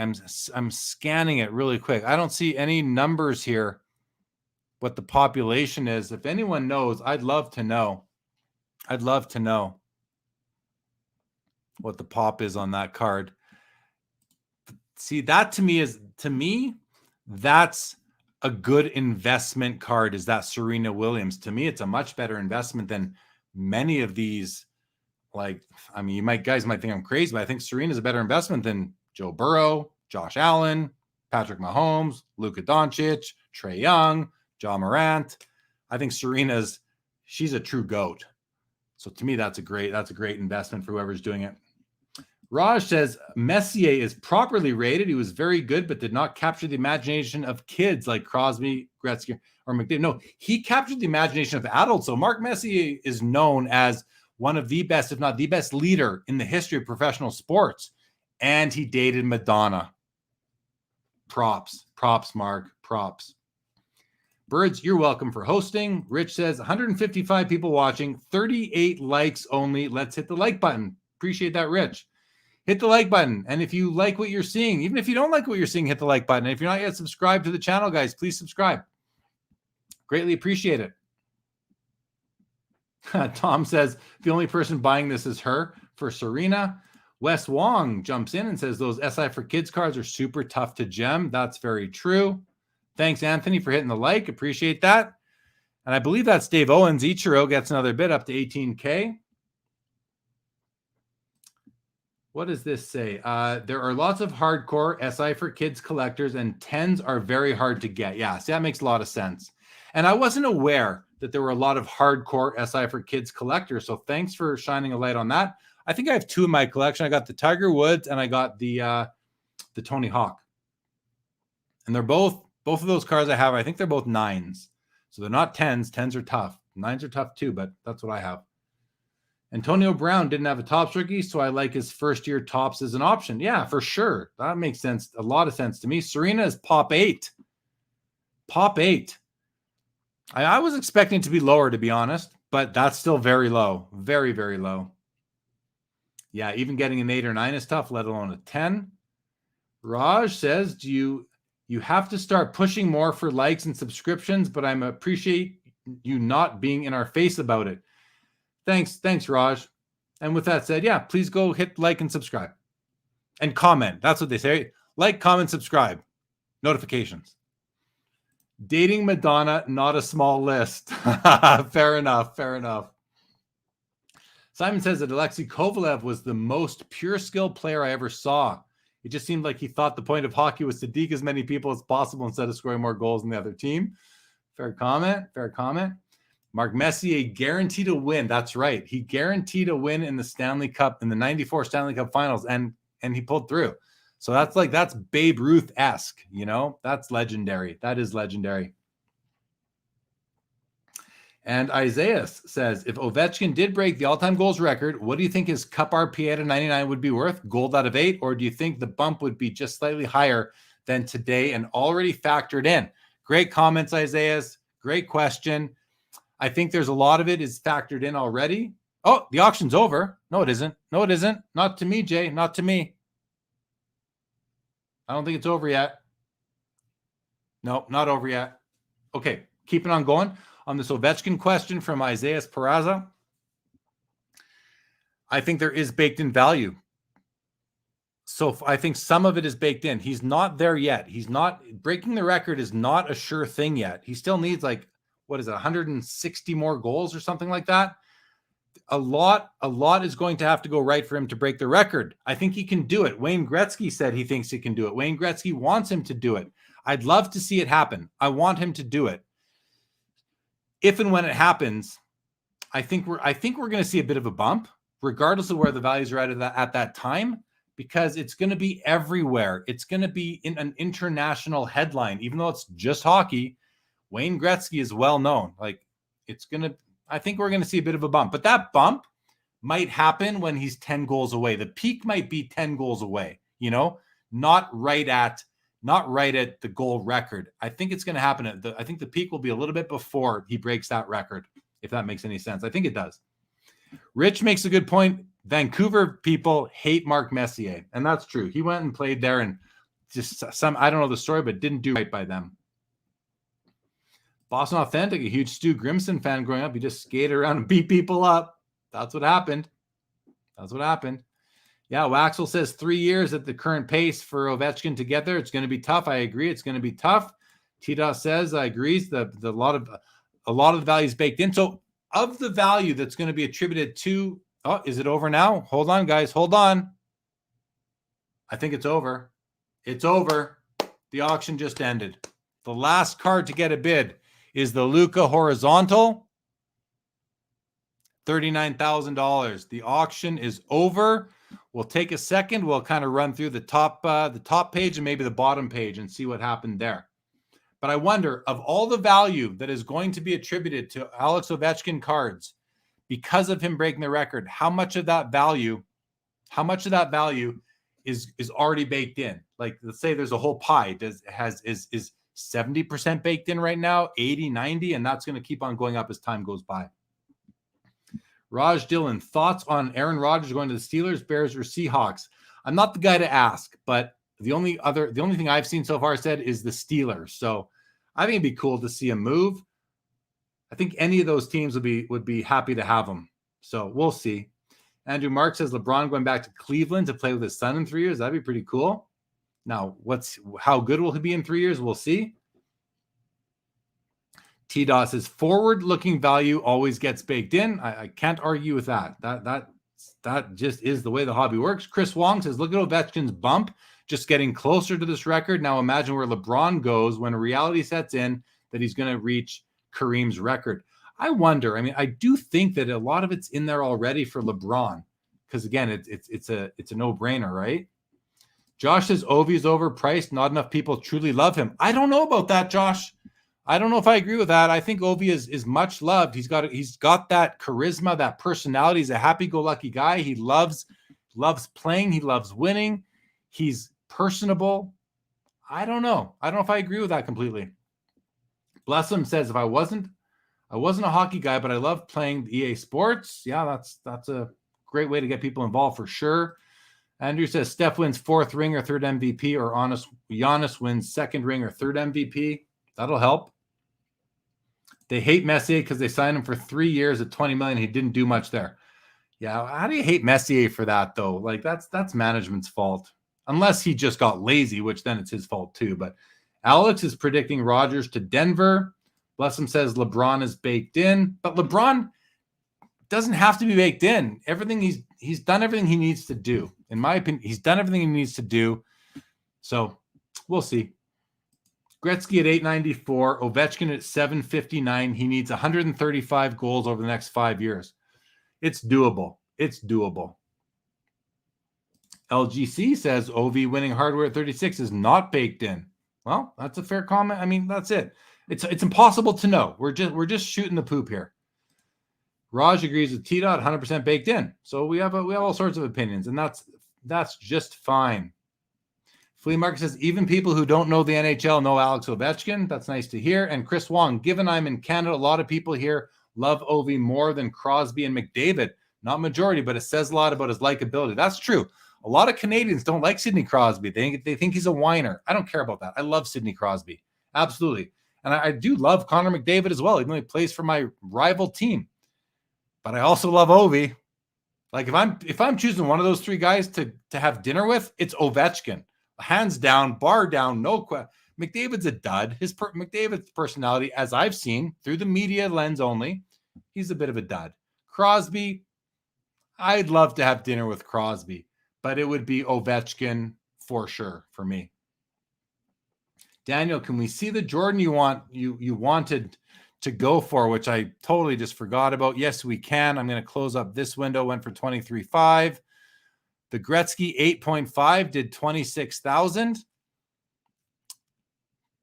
Makes sense. What did the 8 do? We're going to have to go back and see what the 8 did.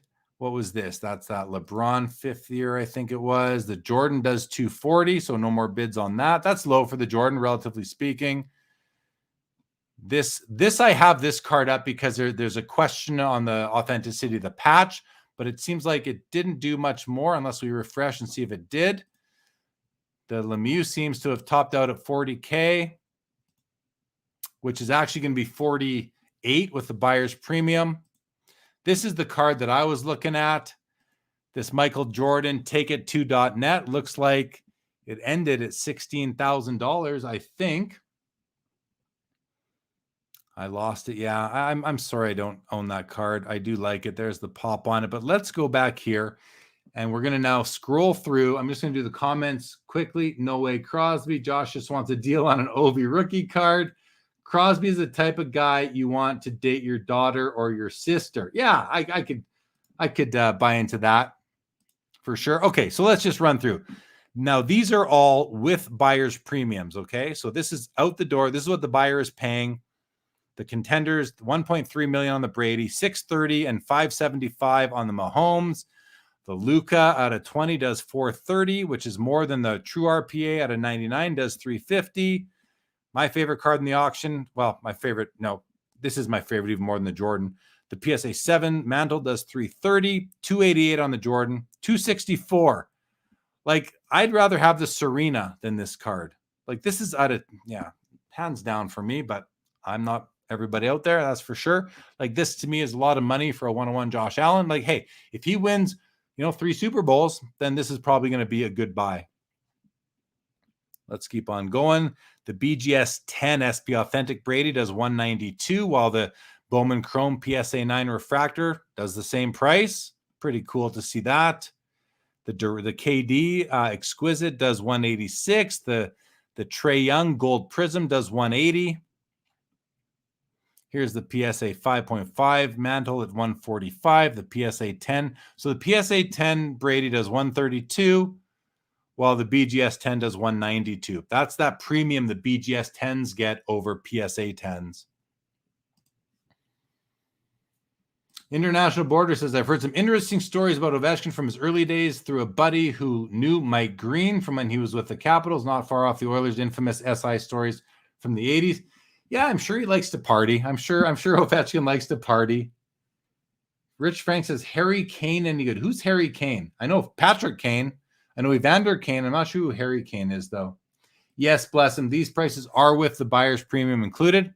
The pack does 132. This gorgeous Mahomes flawless RPA does 120. That's what I would want for a Mahomes card. Way more than those horizontals. I love the looks of that card. That's a beauty. That's a beauty for me. The Cassius Clay, the Muhammad Ali Hemets does 117, while Serena does 114. Serena 117. The questionable Kobe does 114. Oh, and the Ronaldo sticker does 114 as well. Big dollars, big dollars. I want to find, we're going to scroll past a few. There's a LeBron flashback, does 93. Serena does 96. So we had 2 Serenas in the auction. Am I missing something here? Oh, no, sorry, right. We had the SI for kids and then the Net Pro. That's right. That's right. Keep on scrolling. I want to see what the Gretzkys did. Harry Kane played soccer for England and Tottenham. I've never heard of him, so if anyone else can help out Rich, help him out. Oh, what a beautiful card. Walter Payton, PSA 10, does $78,000. The nicer of the Kobe limited logos, for my eye, does 78 as well as a LeBron. I'm going to keep on. There we go. There's another refractor. BGS 8.5 Brady does 72K. LeBron does 72K. I mean, wasn't this card doing 150 not too long ago? Not every card is up, but not every card is down either. There we go. The Brady Tampa Bay Kaboom PSA 10 does gold, does 60K. Some more LeBrons. What is the grand finale does 50,400. Probably one of my least favorite Jordans that a lot of people consider to be grails. To be a grail. I love this Brady rookie. Kind of looks like he has a tail though, doesn't it? That's the one thing that's always thrown me off of this card. Looks like he's got a bit of a tail happening there. But the PSA 10 does 50K. What was this? The Brady Gold Prism does 50,000. This is the 15th year card I think someone was mentioning earlier. Here's the Mario Lemieux PSA 10 does 48K. The regular Contenders Brady does 48K. The Brady Gold Vinyl does 48K. Lots of nice cards. I love this Larry Bird card. I just love it for $44,000. That blows my mind. But it shouldn't. It shouldn't blow my mind.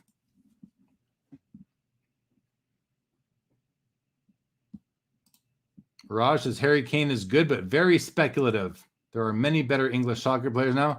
Can't unsee the tail now. I'm sorry to anyone I did that to, but you're right. You cannot unsee that tail now. Look at this. This Brady PSA 9 Kaboom pictured in a New England uniform does 43,000. The Crosby does 42. The Embiid does 42. I love the Gehrig at 40,000. Love, this is a very nice Herbert card in my opinion. Yeah, I'm going to scroll by some important cards for sure. Love the Kobe at 37. The Mantle rookie PSA 3 does 36K. That's a nice 3. Like from this, wide angle, look at that. Look at that beautiful copy. There must be something wrong with it somewhere. Probably on the back at this point, unless there's a wrinkle on the front. But for a PSA 3, it does have the top 5% eye appeal ranking, which is extremely exclusive. So tough to say why this card is a 3. There's a crease. Looks like there's a crease right there that might come onto the front as well. Some sort of a bit of an issue right there. A little dent in the card. But boy, oh boy, this thing is, it's stunning. Slight off on the registration, but wow, what a card. What a great card. What a steal, I would say. Because just because of how nice it is. Rubies beating Jambalaya. That's cool. That is cool. I do like that card. Missed the fact that I don't own one. I just want to get to the two Gretzky still, which I think we're coming up on. Oh, look at that. The Star 101 does 33.6. Very nice card. The Trey does 34.8. That's a beautiful card in my opinion. So is the Luca. I just love flawless. So nice. The Lime Green Jordan does 33.6. That's out of 25. And on card auto, LaMelo does 32.4. Prism Blue Luca, 31,000. There's a Brady, 31.2 for an auto. This could theoretically be a PSA 10. Well, I shouldn't say that, right? Because SGC has a 10 grade, but it's sort of harder to get, similar to the BGS 10. So who knows? Who knows? Potential for a crossover. Here we go. There's 31.2 on the 8.5. So, the grade wins in this case. 28 on the Bobby Hull that we were looking at. The grade wins over the card for the Gretzky because the PSA 8.5 does 31.2, while the PSA 8, which is a nicer card, definitely does less. We'll see if it'll show up for us on this page here. I'm just going to go looking right for it. See, what's the Bobby Orr? SGC 7.5 does 26.4. That seems low to me.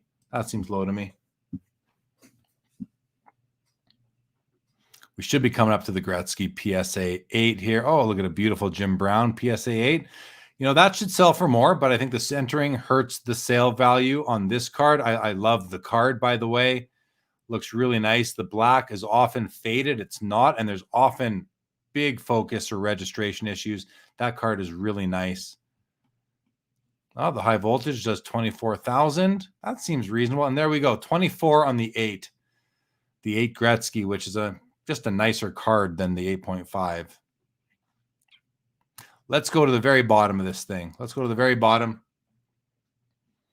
We're going to wrap this up right away, guys. So if you have any final comments, questions, topics, happy to stick on for a few more minutes, but just a few.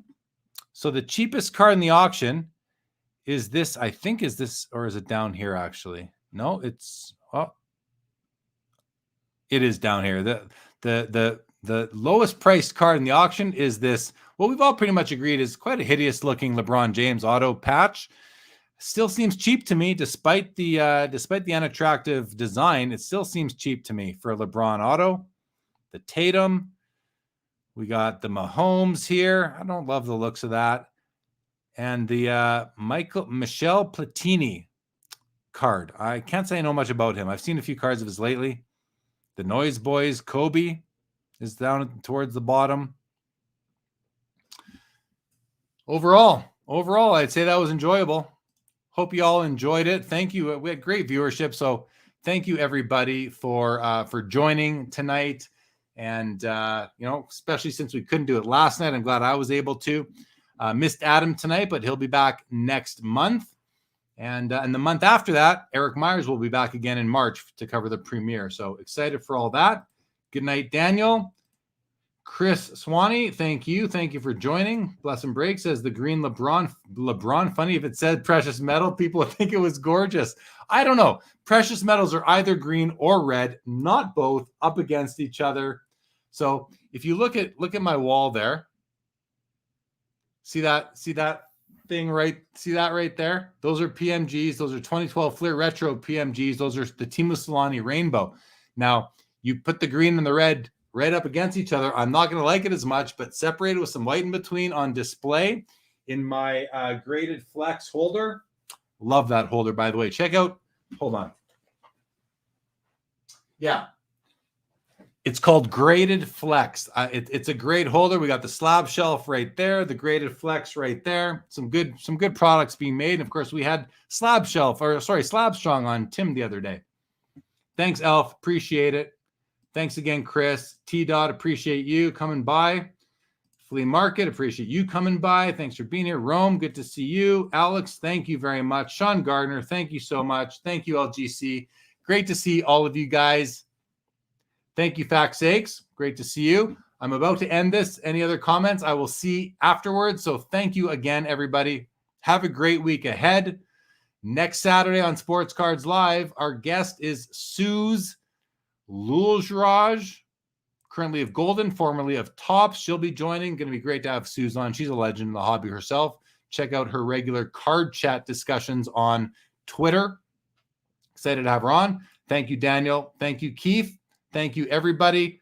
I'm ending it. Have a great week, everyone. We'll see you next Saturday. Keep collecting and all that great stuff. I love the hobby. I hope